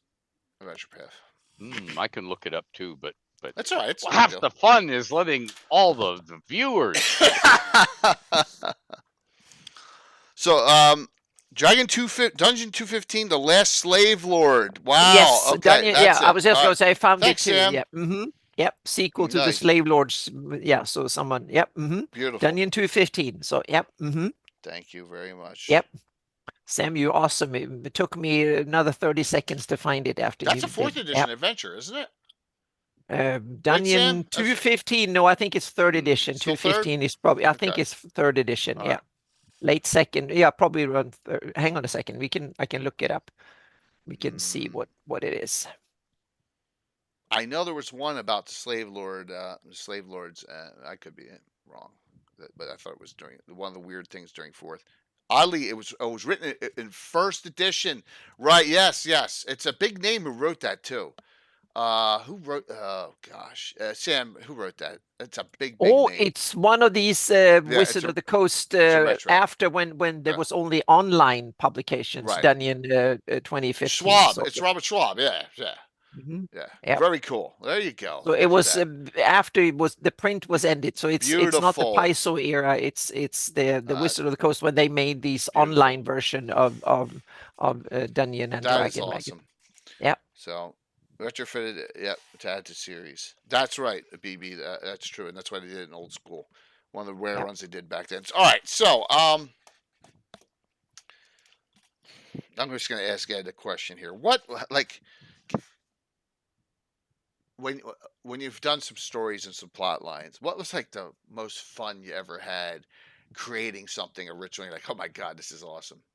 Or creating an item, a ritual, one of the 3 things with the locale, and Forgotten Realms. Like, oh my gosh, I've outdone myself.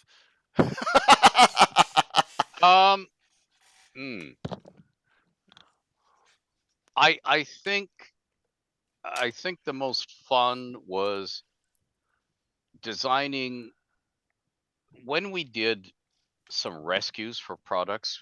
We would have to do like 20 pages of spells in a weekend and send them off. Right. And that is hard in that it's forced. Yeah, it's forced, and you may have ideas for spell effects, but actually trudging through the mechanics of them and making sure there are no loopholes in them, making them fairly bulletproof for the gaming table, is drudgery and can be, oh my God, I forgot this Yeah, sort of no thing. play But testing on them either.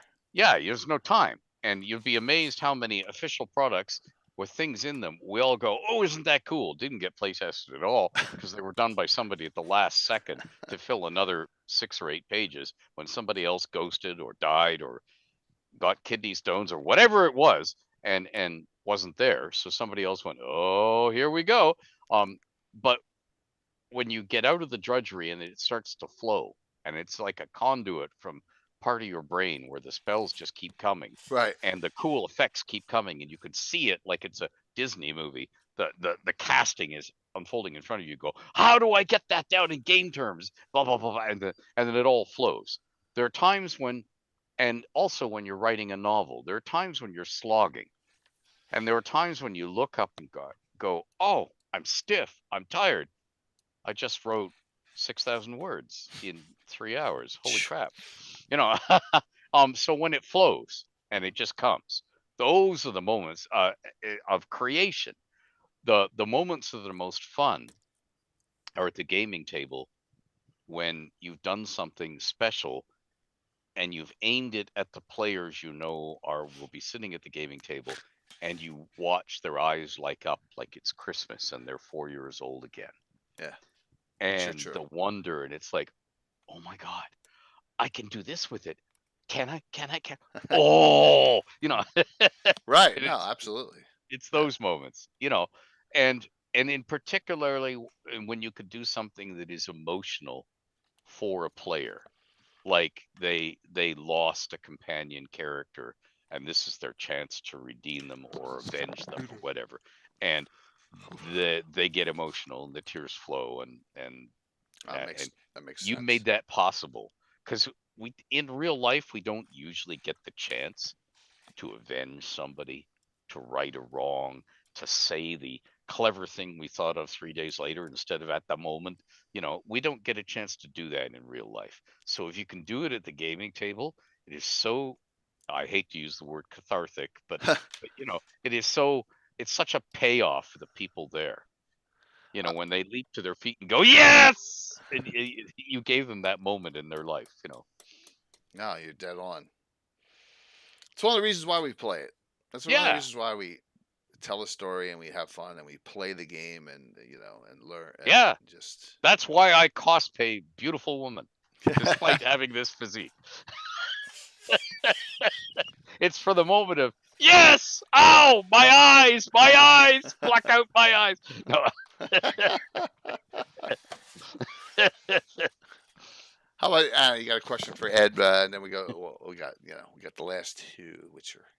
I was thinking, what do you use meaning it's impossible to have everything. Once you designed a lot of things over the years, how do you keep consistency? Do you write down the notebooks? What's the system to kind of keep track of things? Do you store them by region or papers, or do you still kind of go basic? I wrote this 25 years ago, or whatever. You think I'm organized and know what I'm doing? I don't have time to be organized. It's passion. Notebooks. That's the you organized by or organized by passion. Yeah. Yeah, you just keep going. Yeah. And here's the thing: if you unintentionally duplicate or sound alike, that's just like real life. Mm-hmm. It was TSR who carefully weeded out rather all my duplications. I had a demon called Ashtaroth and a devil called Ashtaroth, and if you summoned the wrong one and it arrived uncontrolled, mm-hmm. That's funny. and you got your carefully driven pentacle, and it goes, ha ha, that doesn't work for me. Ha ha ha. Wow, but mm-hmm. The only one they left in the realms they allowed me to have, and it was the Kennedy thing I mentioned earlier. There's the thief Torm, and then there's the god Torm, and the parents named the thief after the god because they wanted him to be like the god Torm the True, and in turn he turned out to be a sly-tongued little thief. Yeah. Which was my way of saying, be careful what you and it's the lesson to parents. You try and mold your kids into something, never gonna work. Exactly. Then they end up being something different. I'm Yeah. an example of that. My mother was trying to do something S- else with me. Yeah. So Mhm. you're saying you did a lot of deity and then people named after them or multiples, and Yep. TSR said no, they're all gone, all of Yeah, them. they said that'll be too confusing. And it's like, yeah, but it'll be realistic.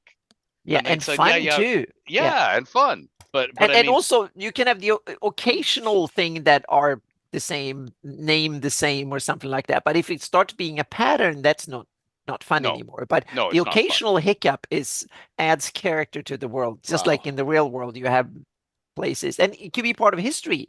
Meaning if the origins came from somewhere and then moved somewhere else, they could definitely be two cities with the same name Oh, Sure. yeah. because they brought the history with them.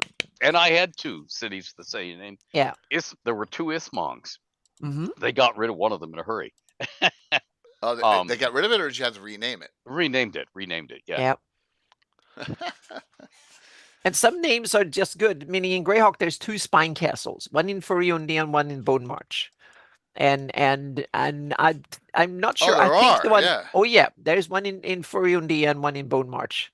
And I think the one in Bone March, I'm not sure when that was created. I think the one in Furiundi was created by Carl Sargent in the Marklands. So they are both mentioned in published sources, so to Huh. speak. And it's kind of a cool name to have Spine Castle. It's a believable castle name, so I can understand why it came twice. And both areas have been run by Oridians and Erdi and the Great Kingdom, so they might be many spine castles because that might simply be the tower at the center or something like that. Hmm. They might call each area might have a spine castle because that's the spine of the defenses or whatever. So there might be a cultural tradition that tie into it. So but those are the 2 that we know of. So you can, in that way, you can tie into it and say that every defense, a city might have a spine keep or something like that. That is the one that's the key one for the defenses or something like that. So you can turn some of these kind of hiccups into a cool quirk, cultural quirk or something when it comes to names. Yeah. You gotta remember, Anna, we had an entire chain of Applebee's running around there during Yeah. Living Greyhawk. Yep. Yep. And it's like they have in Living Greyhawk, they had the Inn of the Duff. Golden Arches. Oh dear. Yeah, yeah, and Billions I was served. thinking of the White Castle Inn or something like that. Oh Meaning See, dear. that's you could funny, do actually. travesties from or rip-offs from the real world kind of Hey, too. and Altamira has all sorts of cheap motels and hotels that Yeah, were around yeah, when we were yeah. kids that we knew that, Mhm. Yeah. oh, Right. that's funny. Yeah. So Oh so my you gosh. can do rip-offs from the real world Yeah. that are kind of fun too in some ways. Harold So and Kumar. No, no. yeah, Harold and yeah. Kumar. That's Mhm. funny. Yeah. Uh, I'm uh, not sure if that Living Greyhawk adventure was actually sponsored by McDonald's or if they got anything for it, but I don't know. But it's there at least. I oh my think it was in gosh. Bissell or Grand March or Super something, sick if I money. remember Yeah. correctly. So yeah. Troy, I hope you're doing well, man. Yep. So, I guess we got the 2 best ones. Well, the 2 of the coolest ones for last. The 2 Okay. rituals. Let's do the Greyhawk one first. Oh, okay. Hey, Greyhawk yes. ritual 1st. Awesome. Yeah. All right, let's do it. Okay. Greyhawk ritual. Theodane's Restorative. Oh, there you go. Evocation / Necromancy. Ritual. Level Wizard / Sorcerer 6. Components. Verbal somatic material, and the material component is a drop of the caster's blood. Casting time 10 minutes. Range personal. Target caster. Duration special. Crafted by the elven wizard Theodane Uriason in recent years to aid him in adventuring, this ritual enables a wizard to sacrifice 2d4, roll dice during the ritual. The caster cannot choose a point total of their personal hit points into the ritual, which are not regained until the ritual is exhausted. However, for each hit point lost, the caster can later regain 2d4 hit points at a time of their choosing, or if they are reduced to 0 or less hit points, automatically upon that instant. And the magic of this ritual protects their system against any shock that would necessitate a Constitution check or death save, or System Shock if you're playing that edition. In this manner, a ritual caster who lost 8 hit points during the ritual could, upon 8 subsequent occasions, get 2d4 hit points back through healing. They return instantly at any moment the character desires, and the character doesn't need to expend an action to call upon the ritual. If these rolls result in the caster gaining extra hit points beyond their normal total, these hit points fade away 10 minutes after they are gained. But any damage suffered by the caster during this time will be taken from them before the caster suffers any other hit point loss. The caster of a Theodane's Restorative can, by touch and act of will, transfer a 2d4 hit point gain conferred by the ritual upon a third party, who need not be willing or even conscious, but this act will exhaust the ritual, and any hit point benefits not yet called upon are lost. Interesting. In other words, this is a holy crap, we're at death's door. Mm-hmm. No, so Cool. Farrell, what it is it's a hold. Yeah, it's a hold. Your own saves. I can now save myself or someone else Yeah. with these points. Maybe we don't have a cleric around. It's cool, and I can take a Mhm. little bit of myself and boom. Yep. And I don't need the death door, or I don't need. I can bring them up from in the negatives or whatever instantly with it. Yeah. It's cool. Mm-hmm. It's a cool, yeah, definitely a cool use of a, yeah. Yep. And you guys could always tweak the points if you don't think they're high enough. I think, I think that's good enough. But yeah, because it's not meant to be a general healing spell. It's meant to be a save your ass spell. It's a save your ass spell. Yeah. Yeah. So that's fantastic. Excellent. Why that one first? I'm trying to think that this one must be so catastrophic. You're forgotten rolls. No. This one is going to be way more deployable. That's why I saved it for last. Okay. Because you may want to think about deploying it. Ooh. Okay. Not on me, Jay. Not on me. Yeah, because just because it's Forgotten Realms doesn't mean I'm not going to. Okay. That is great. Oh my gosh. So, anyone have any questions from Ed out there before we do this last ritual? Yeah. One question: do we get these spells written up? Do you have? Yeah. You can share it. I'm going to send them to Jay. Perfect. Yeah. I have to remember which one of the many platforms I can actually send the Word doc. Yeah. Perfect. Awesome. Right in Discord would work. Yeah. I will do that. You would put in the Forgotten Realms chat group one so they can Anna can get it. Yeah. That'd be perfect. So, wow, no one else with questions on Ed. That is crazy. Yeah. That is nuts. You people are. I know it's the end of a long weekend. For us here. Yes. It was my anniversary. I had a full. Yeah. Oh. It was Saturday. Jay. Yeah. All right. 28 years. Oh boy. So Jay, yes. Well, we'll draw the veil of decency over your celebrations. Yeah, 28 years. That's wonderful. Congratulations. Thank you very much. So, all right. I'll ask Ed a question here. As advice to a DM, to take whatever they're doing and not except on like maybe the outskirts, involve the legendary characters from the campaign setting in every single thing that goes on. Do you know what I'm saying? Like, give us a piece of advice as to how to do that in the game with making it classy but not overdone. Okay, so TSR gave you an example of overdone when they had every time you go to Elminster's Tower in Shadowdale, Leo runs interference. And Elminster's always busy somewhere else saving the world. So it's, will you fill this form out in triplicate? Take a number. He'll get back to you in 10 short years. Well, that sort of stuff. They went over the top with it. And that's not how not to do it.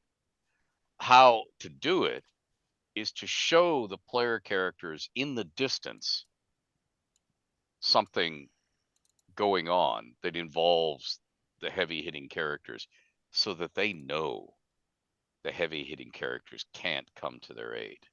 Like, the heavy-hitting character is standing on a flying carpet, duking it out with a dragon, and the flying carpet gets burned up and they fall. Okay. And maybe they get rescued at the last minute. Maybe they cast a spell frantically as they're falling down, and you can see their body going down among the rooftops, and then poof at the last minute. Are they gone? Are they dead?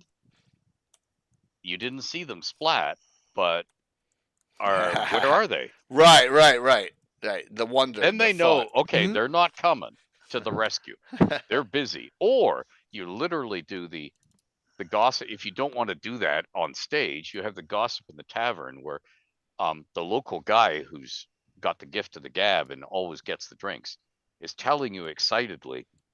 And then Elminster was in the middle of saying this, and this guy cast a spell, and suddenly Elminster's head turned into a serpent head, and he hissed and he bit the courtesan next to them, and everybody shrieked, and they all did, and then he fled the thingy, and as he was fleeing, his hands turned into other snakes, and he looked horrified, and he was trying to bite himself, and so on. Well, what happened to him? We don't know. Like he never left the castle. The guards were everywhere searching for him, and they couldn't find him. In other words, you hand another conundrum, but it's fairly you're signaling that the person is not going to be handy, or they are just so busy in ticklish diplomatic negotiations. It's like the UN, and they're closeted in a room. Yep. Yeah, I agree. That's a good way to do it all the time. They're tied up and they just can't get out, and because it's always that temptation. You're also signaling to the player characters, you want to become Duke of this and Lord of that and Warden of the Eastern Marches. Be careful what you wish for, because guess what you get to spend your time doing? Spending all day, every day in meetings. And you can even rub their noses in it. Gotcha, Reggie. Like they want to burst in and tell the Duke this, and there's these huge impassive guards standing blocking their way. By the way, impassive guards who can take the player characters, and they know it, and they just go, no. Or you can do the other one. You can put a measly little guard that they can easily just decapitate quickly, and then it turns out that is the favorite cousin of the Duke or whatever. So if they do it, they're in deep trouble, because he was he's like an old war hero that is now old and frail, and he's an honorary guard, and he's the one telling the player, no, you should stay out, don't go in here, whatever, and he make him really annoying, and they chop the head off, and they're in deep trouble, so to speak. So, yeah. Well, I did it the other way. I had these guards are saying, no, you can't pass. And then up from behind them, they get bumped in the rear. The player characters get bumped in the rear by a line of guards, and they turn around, and these guards are all holding porta potties. Well, they're holding golden thrones that have potties in the seats. Yeah. And they say, excuse me, we have to go in there. This is a long meeting. It's going to go on for days. And then it's like electing a pope. yeah, they carry the line of porta potties past the player characters. You're just sort of rubbing their noses, and you don't want to do this. This is going to be the rest of your life. You're going to be sitting having bloody meetings. And boredom is an underutilized resource as a DM. You can frustration and boredom. You can play on that for the players, because that brings them to we need to do something about this. Yes. And you just push them, and then they go in whatever direction, so to speak. Yeah. Push them right off the cliff, Anna. Yeah. No, they pushed themselves, like Jim would have said. Like the lemmings, right? Yeah, they just jumped. I didn't do anything. They just jumped. Some quickie Ed memories from Gary Con. First Gabbin, that Sunday night after the first Founders and Legends, Ed's laughing his ass off with his head down. That was funny. There you go. That's the first one. There you go. Yeah, that's a good picture. Yeah. So, I had permission to show some of these other ones, by the way. So, yes, I had permission. Courtney said no problem. There you go. Yes. Now, Courtney had pain. Yes. And I was showing her the massages, and a lot of people might share this, and this is a guess on my part. If your legs are slightly different length Oh yeah.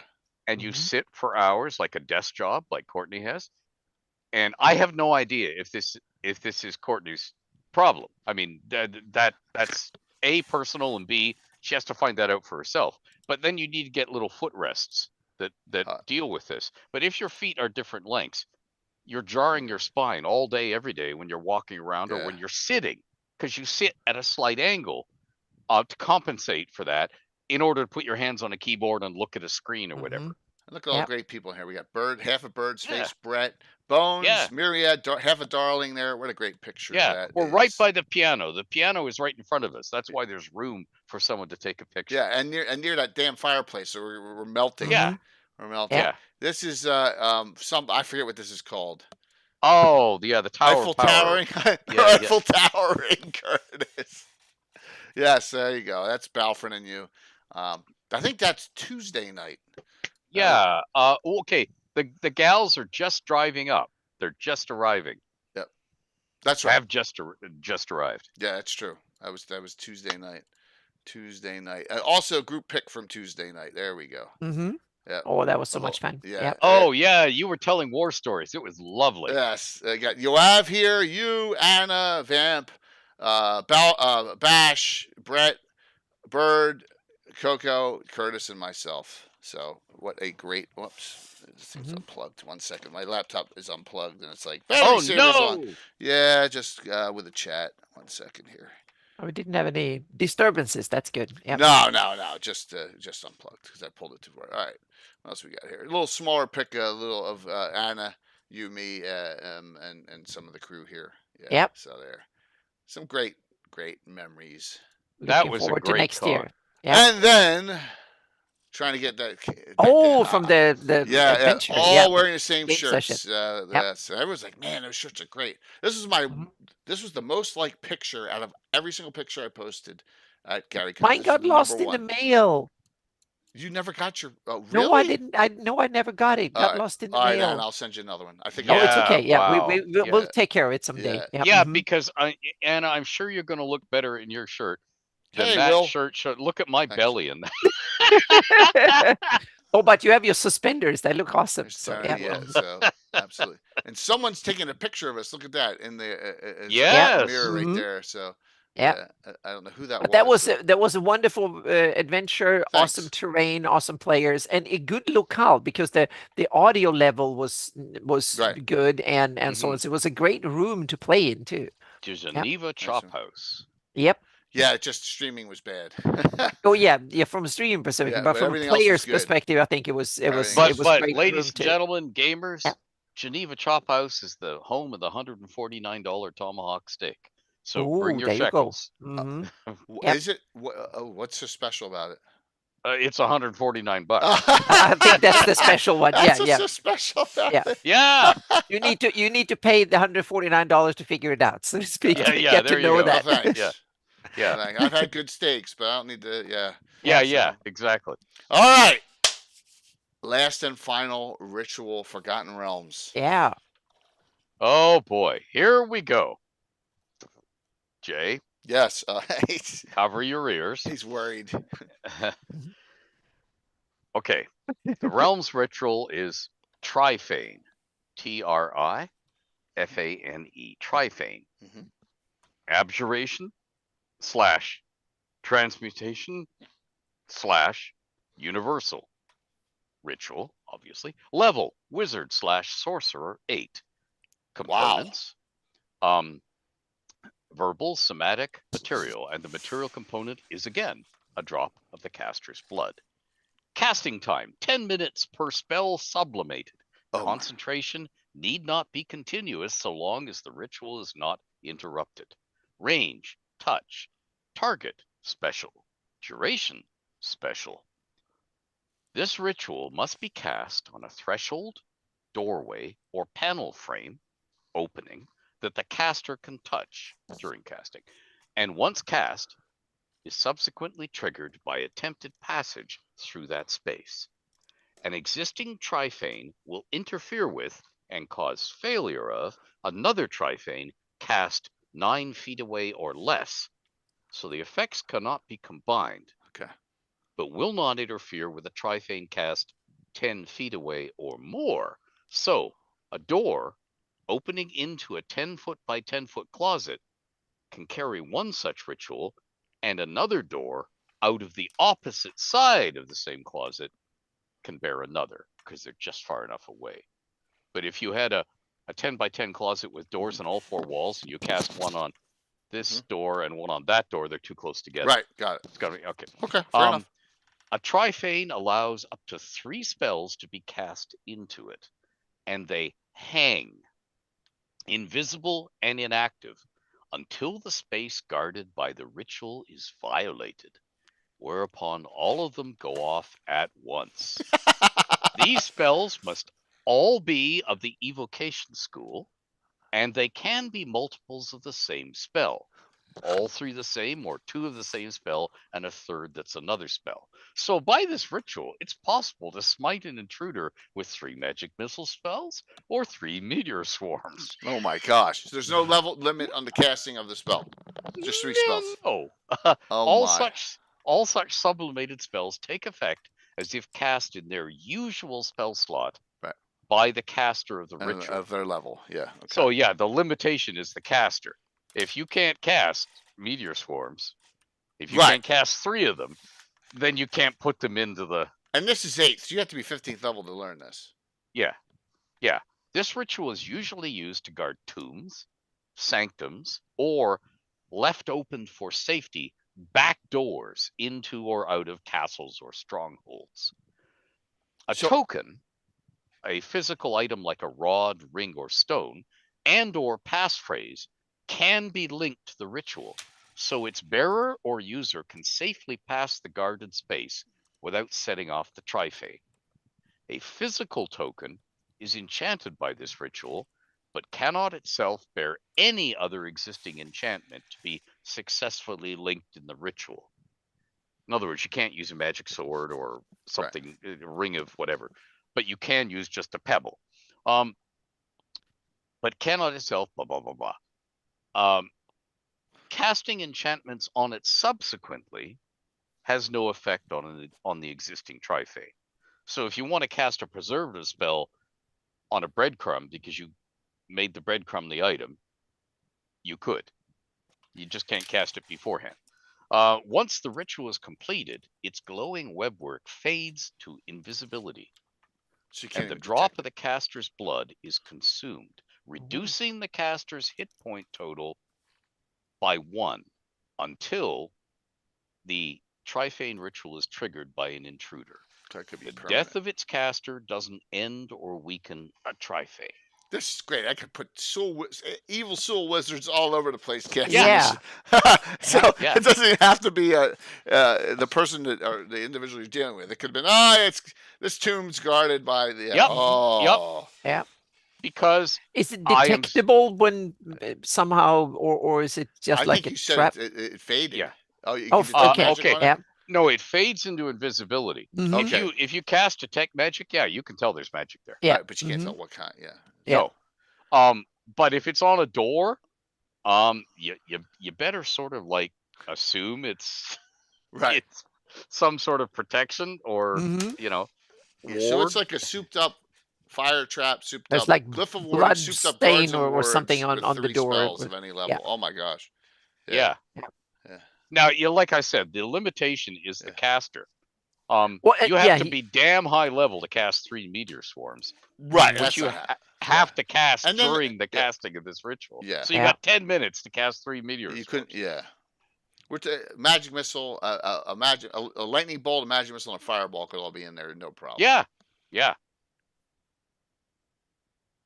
There you go. So that you see, because I am really tired of high-level characters waltzing into temples, for instance, butchering all these clerics. And of course, the way they tried to fix that in later editions of the game was layer actions and legendary actions and all sorts of things. But it would be, it's like, certainly you would, if the king has a bed chamber at the top of the castle, he would probably have a protection on its door of some sort, so the assassin can't get in the middle of the night. You know, it's that simple. Right. But then again, someone you don't want a servant opening the door. Well, no, but I don't mean where he sleeps every night. Right. It's okay. like like the castle's under siege. I go to my special bunker. Right. That's true. Okay. Yeah. That's great. I love it. And that doesn't have to be Forgotten Realms. No. I just happened to think of that, and wrote it down. I see now why you're like, no, you can't use this on me. Yeah. Well, no, you see, I consider it patently unfair because, if you use it on the wrong class of character, yeah, you can kill them. Oh yeah, yeah. But there's other ways around it too. Yeah. You cast the mage hold person, and you can do all that kind of stuff too. Oh sure. Where you don't have to do damage spells or paralyzation or blindness. It'd be a great thing to just, okay, my treasure goes in the vault room, or the room we keep the crown jewels. Thieves break in the middle of the night, and in the morning we have 3 frozen, immobilized people that we grab, put in shackles, and then interrogate the hell out of them. Yes. Because obviously they were there to steal the crown jewels. Yeah. Don't tell me you were looking for the garderobe because you got caught short and took a wrong turn. Well, yeah, we were just in the area, in the neighborhood. Yeah, we were just in the area. Mm-hmm. Yeah. That's an anti-Tim spell, Anna. Yeah. Because especially these thieves, these freaking thieves think they can steal anything. They're like all over the place. Oh, I can get in anywhere. Oh my gosh. Let them get in, but not get out. Oh yeah. Oh, that's one way of dealing with it. But also make sure that you put things in there like a burglar alarm. Yeah, password can be used. that have locate objects, so you know where to. So when something gets stolen, the owner of it know where it's going, so to speak. So the same thing with artifacts, meaning an artifact is not. It's not only usable for the person who has it. It's also usable for the person who created it, because they will know where it is, who's using it, and so on. They can turn things on and off, and they can detect where it is. So it's like the ring, meaning Sauron can see you when you use it.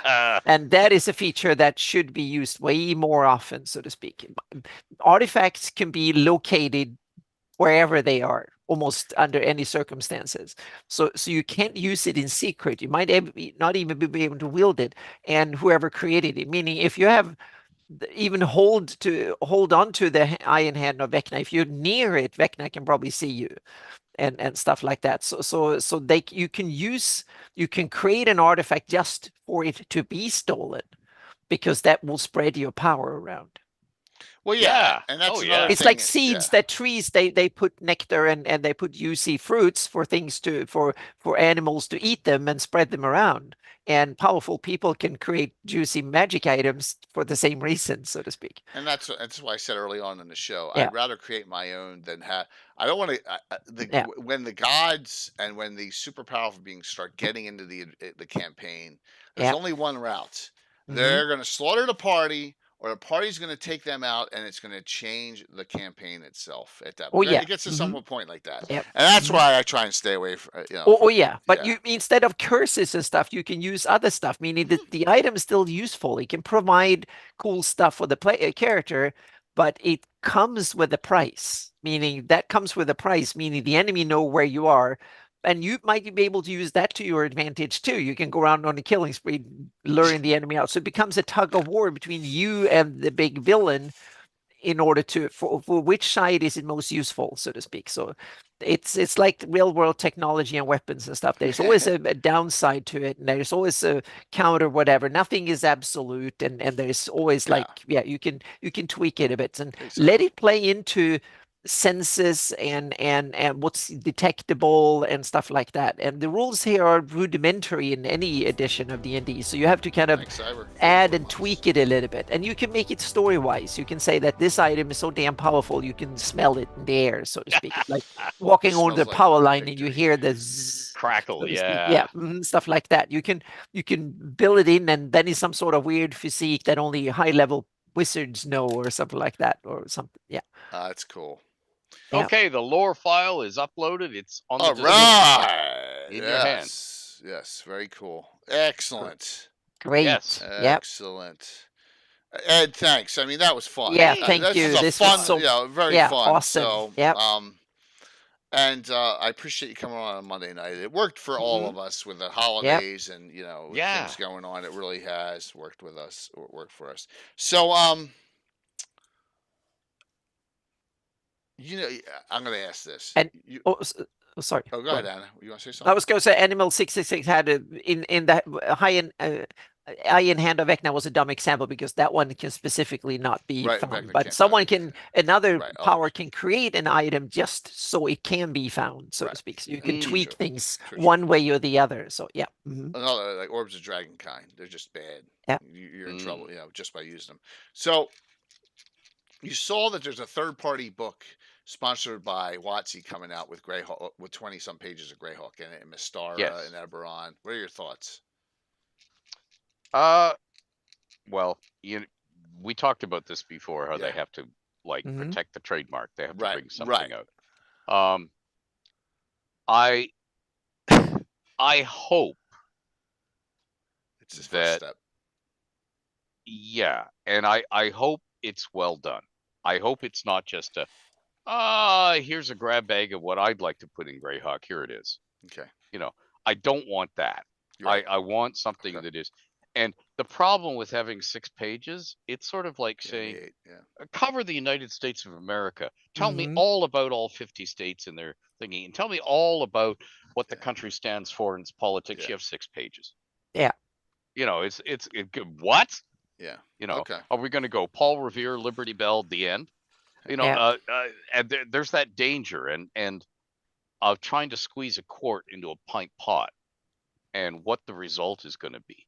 Now, that's me just pointing at possible dangers. It could be great, And even if it's not that complete, it might make people start Googling it and being interested in it, so to Yeah. speak. So it brings a new generation of players into these places and want to know more. So and what do? You Google it, or you go online and you start asking Yeah. questions in various forums and groups and stuff and so on. So I think you're already seeing that in Greyhawk community. There's already more people reaching out and watching things and consuming content and Sure. stuff. So yeah. And I mean, I think it's healthy that Greyhawk is going to get Mhm. looked at again. Yeah. And I understand that it may be the official setting for the new D&D. Well, at least one chapter in the DMG. Yeah. And that's cool. That's fine. Yeah. But I, like all old gamers, you wince because you think, oh, please don't screw it up. Please. Yeah, don't no screw it up." turtles in Yeah. my Greyhawk kind of thing or something. Yeah. Mhm. Well, and that is the danger of being the official setting. Yeah. Everything it has to be a kitchen sink because that's Yep. what's needed. Mhm.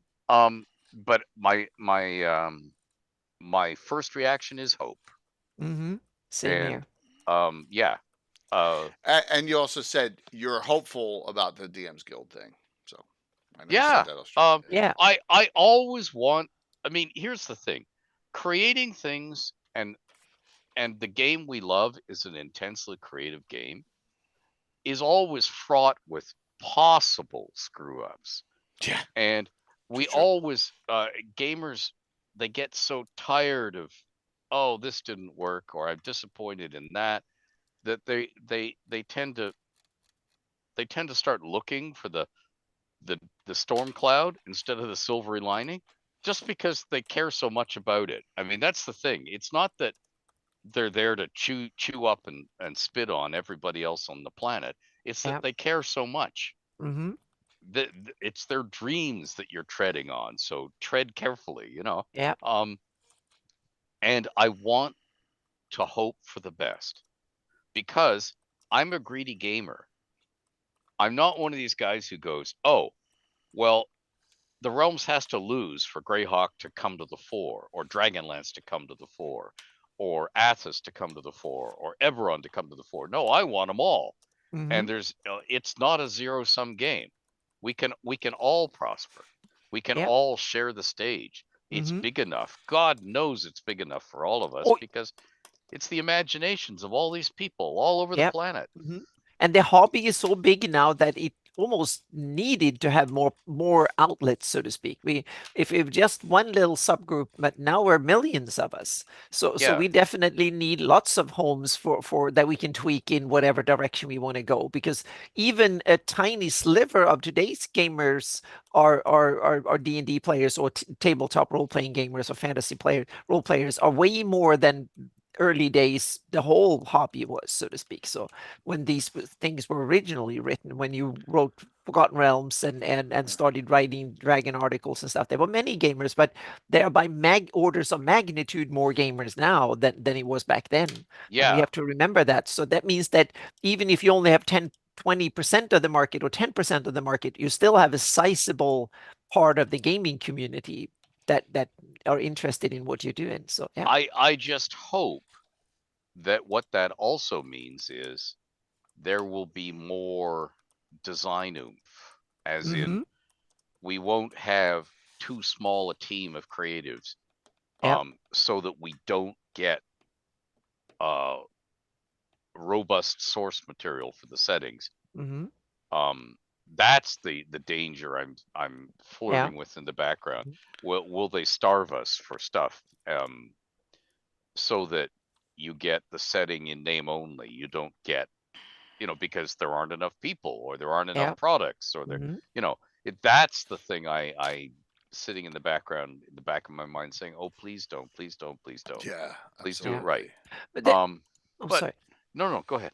I was going to say that there's one other aspect that I think can play a role in this, and that's both for good and bad. We don't know that yet, but it's the transition, especially from Wizard of the Coast, but much about this into digital tools, meaning all of a sudden they can charge for things that didn't exist before. They can charge a monthly fee or something like that just to use your tools. And all of a sudden for them, that might work differently. If they can bring a lion's share of profit of just owning the tools and stuff that does it, then the incentive for products, meaning back in the day, if you wanted to earn a heck of a lot of money, you put out a new edition of the rules. Once you put the rules in digital code, then it costs you money to change the rules rather than it will bring in. And these meaning now we're entering a new era of how these things are published, and that means that there will be new business practices that we haven't seen before. That will probably bring in new incentives for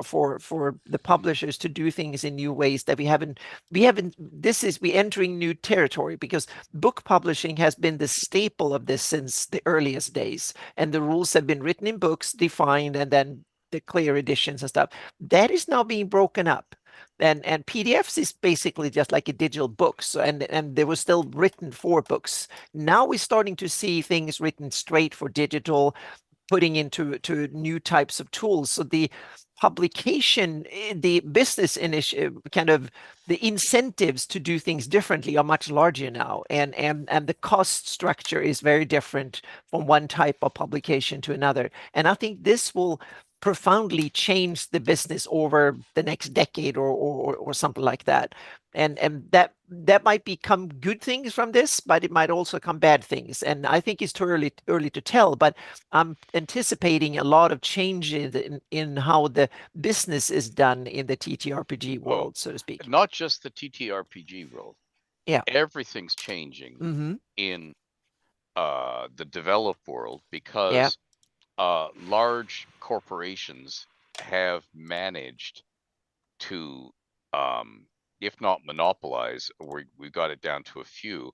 Yeah. So now you're chasing share value rather than Yeah. in the older days. It was like, oh, you're in this for the long haul. There's expansion room. Mm-hmm. We haven't carpet bombed the entire market yet. Yeah. There will be a future. We can do these things in the future. And now it's like, no, um, we've already colonized everything. It's now, how can we raise market share? Yeah. So the Mm-hmm. way that companies behave, if they're publicly traded, if they have shareholders, Yeah. is markedly different now Mm-hmm.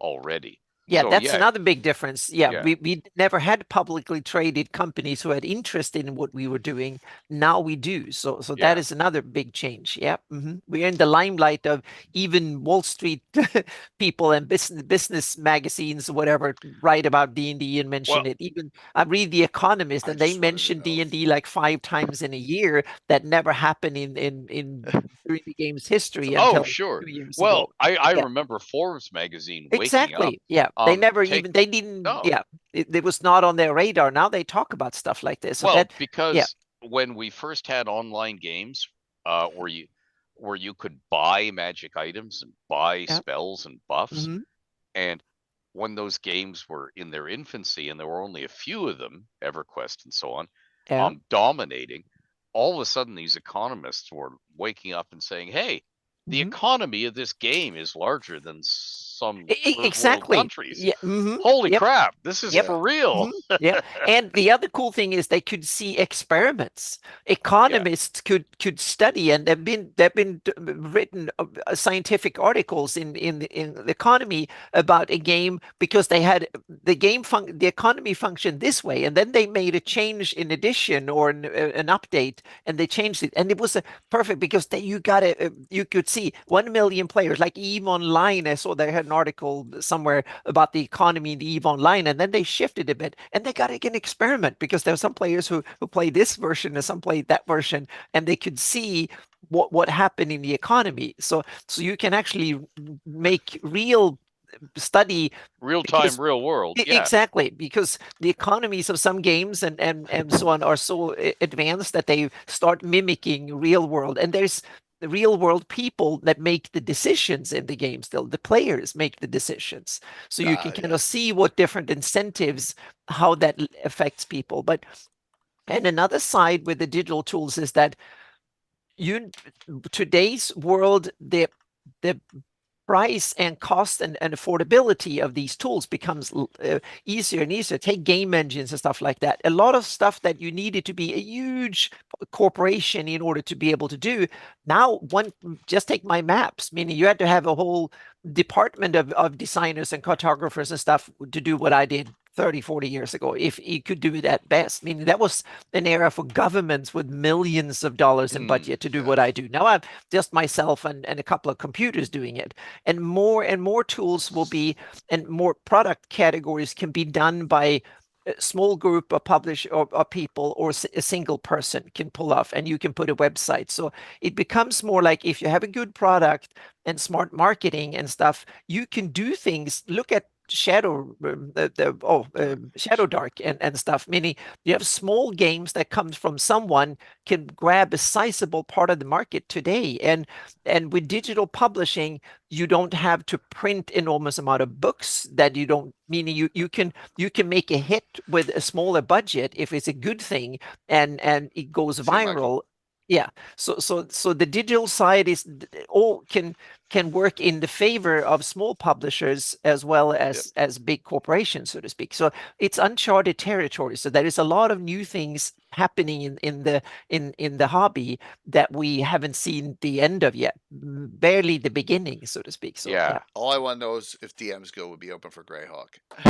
yeah, but Yeah. that's one thing, and we also don't know the future of the DM's Guild. Will all of it be bundled up in DM's or D&D Beyond, or would other services and stuff? Meaning we don't know. There's probably a lot of these decisions that Wizard of the Coast have to take for business reasons and stuff to go forward, GM. so to speak. So yeah. Yeah, because there's another argument that says, "Oh, you've got to turn off that tap where they can make their own."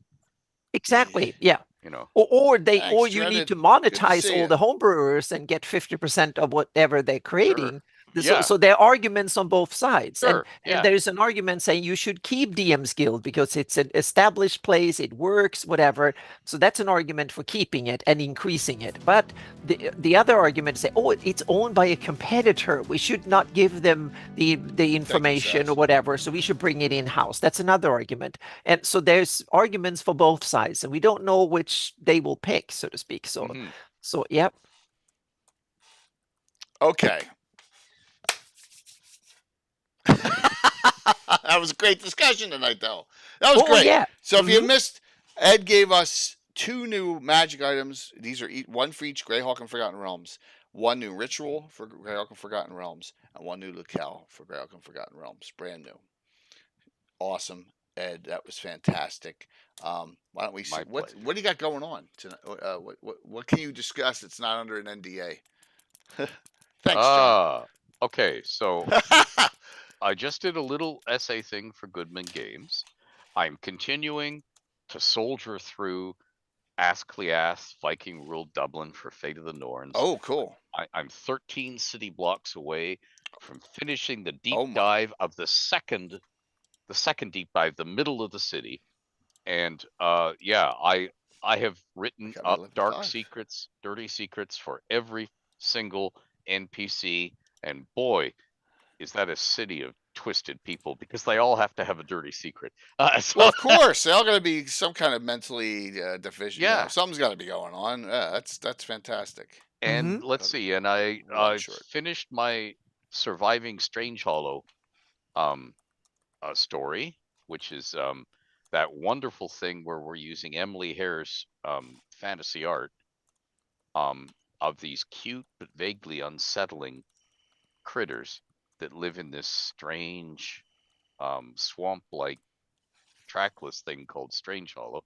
And a whole bunch of people. It was helmed by Sean Merwin, but as designer, but a whole bunch of people, Brian Steele, Lisa Teague, blah blah blah blah blah. There's a huge crew working on it.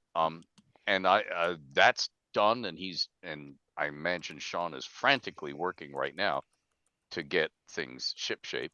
And yeah, I think those are the only things I can talk. Well, let's see. I just did a thing with for D20 Saga, which is a new English language and Portuguese Brazilian language. Oh. Oh wow. Game magazine being published in North America and in Brazil. I just wrote a new adventure for them for their setting, and I'm working on a new adventure for Tommy Gofton's Imaria setting. And oh wow. Oh boy, I have to do a Trouble with Rats with Luke Gygax and Elphinius Goo for the Gooey Cube for setting. Just boy. Oh my gosh, Ed. Plus your Patreon and your YouTube channel. Oh yeah, I've got to do all those. I've got to do new Ed Time stories for those, because people really like the Ed Time story. Absolutely. Oh yeah, they're great. Yep. And we always love you coming on here, and I love DMing for you, Ed. You know that. Yeah, it's fun. I didn't really get close to really killing anyone last time. I mean, come on, that wasn't what it was about. It was about the story last. Yeah. Last yeah. Yeah. I was just loving Eric Mona do the wedding ritual. That was so much fun. That was great. And that shows that a lot of sessions don't have to be about combat and putting the characters in mortal danger, so to speak. You can have a lot of other stuff. Although he tried, God knows he tried. Yep. A little bit of danger should always be. It should always be hinted at, so to speak. A little bit of danger is called marriage. Yeah. Well, we had that. We got that. So please let Ed know. He almost made me break Fritz's character last weekend when he flashed his coin on screen during my intro. That's fun. Yeah, I deliberately flashed it very quickly, and I didn't bring it into focus. So unless you already knew what it was, nobody else would know. I didn't want to blow his cover for the entire planet.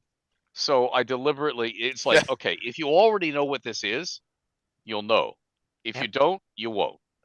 You use technology to your advantage. That's there. funny. Yep. And then there was a party after all that at the Tickling Feather, as it was, and most of you went there. So Ed's time at the library open.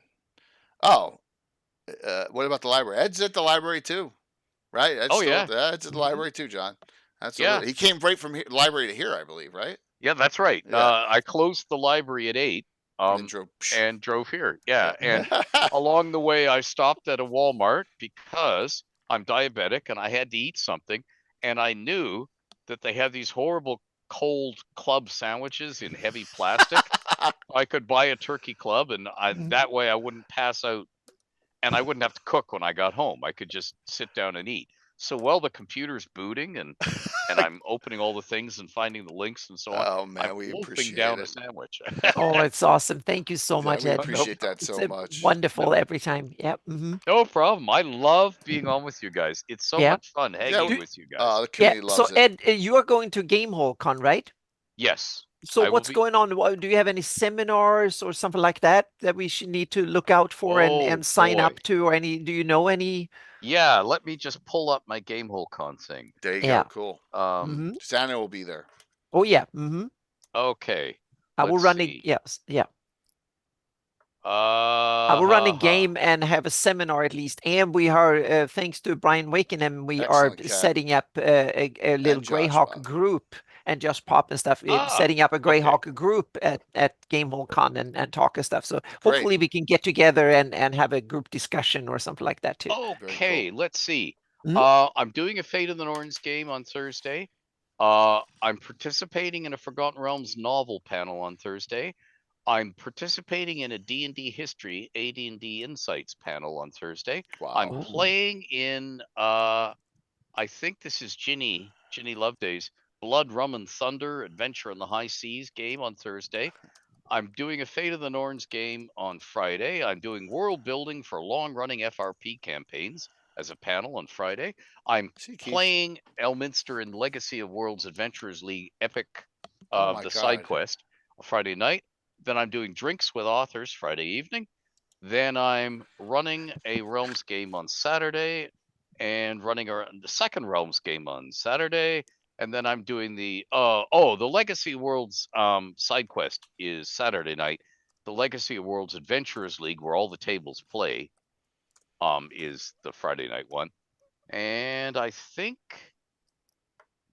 if you can cram anything more in that, I will be. I don't know how. I mean, come on, how can you even? I think it's gonna be up to 3 or 4 o'clock in the morning partying after. Yeah. Well, that okay. Well, you see, Jay, I'm too old to party. What? You did it at Gary Con. No. The ladies come to me now. No, no, I have to. Yeah. Gary Con was fun because Mistress Octavia came to flog me, as you may remember. She had a new flogger to try out on me. Oh yeah, and yeah, I was up talking to Curtis till 4 in the morning. Yeah, he's on right now. Curtis and Brett. Yeah. And there were some interesting times when I came back to my hotel room and it was in use. Oh my gosh. It was like old teenager time. Yeah, it was like we were like 20, but no, like actually 21. those two back-to-back games of Founders and Legends and Gary Con were special this year because I finally got some time to hang out. I met some new friends who were fans.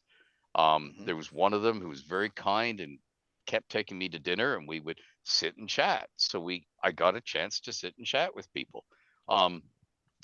I will never forgive whichever of the owners had ownership of the Grand Geneva after Hef, because Hef had sound baffles in the ceiling of the lobby bar so that you could actually hear and appreciate the grand piano being played. Yeah.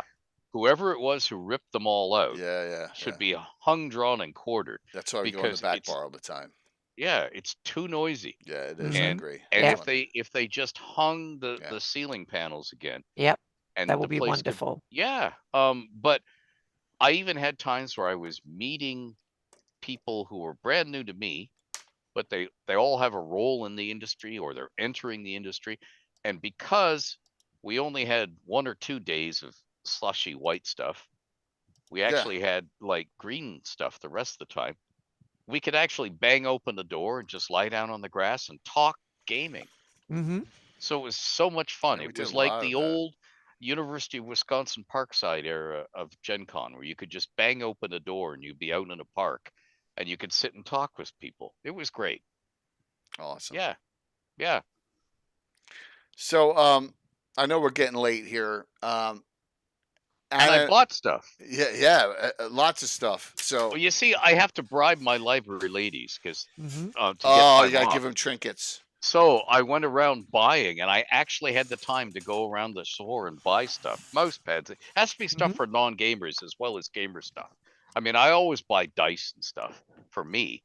Dice with eyeballs, little bags with eyeballs on them. Here's one right here. Ta-da, ta-da. Yeah. You know, Mm-hmm. but I had to buy stuff for non-gamers.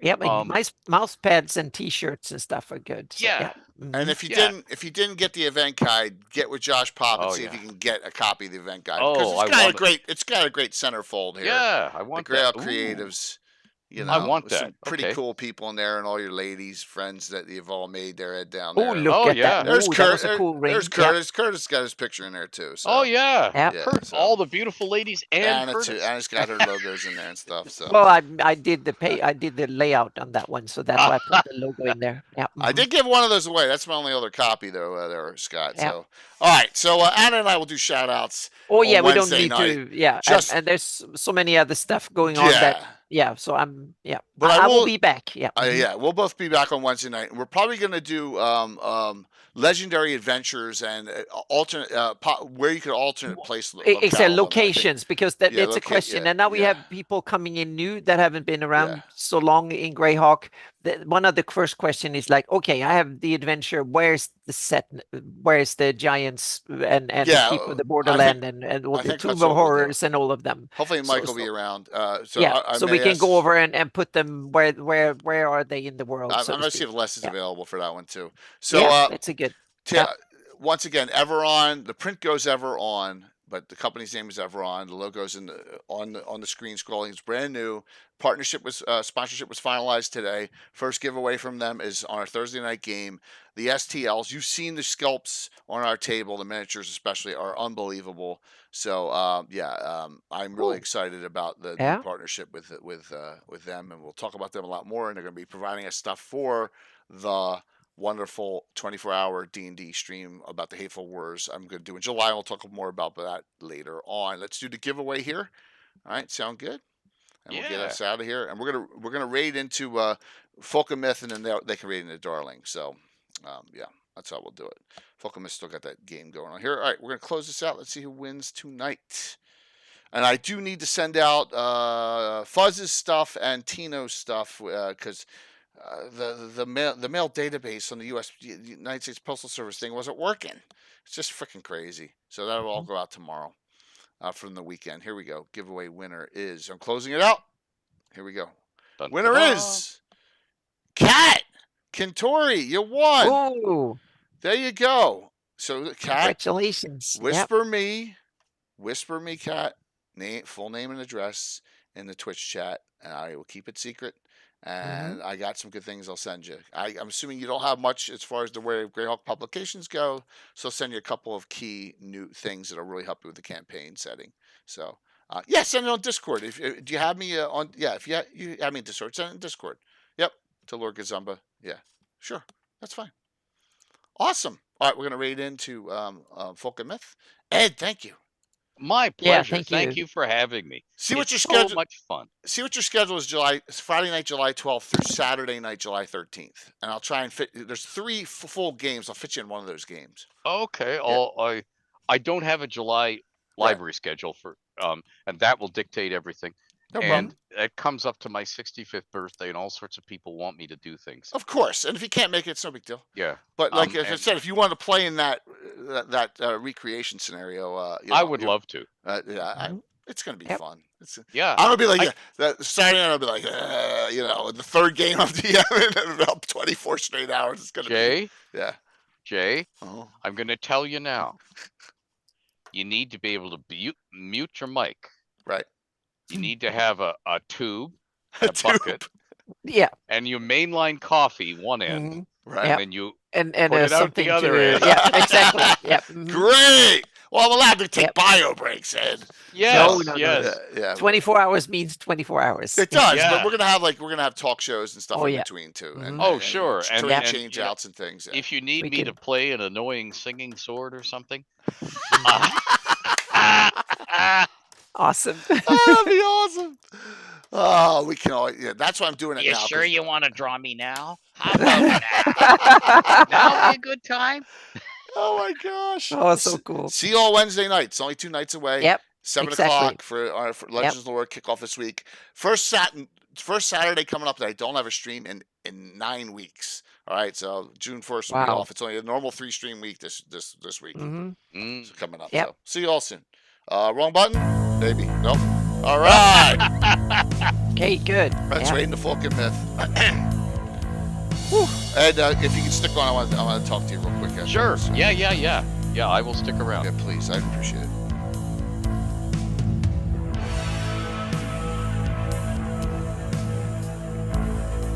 We can talk about men things.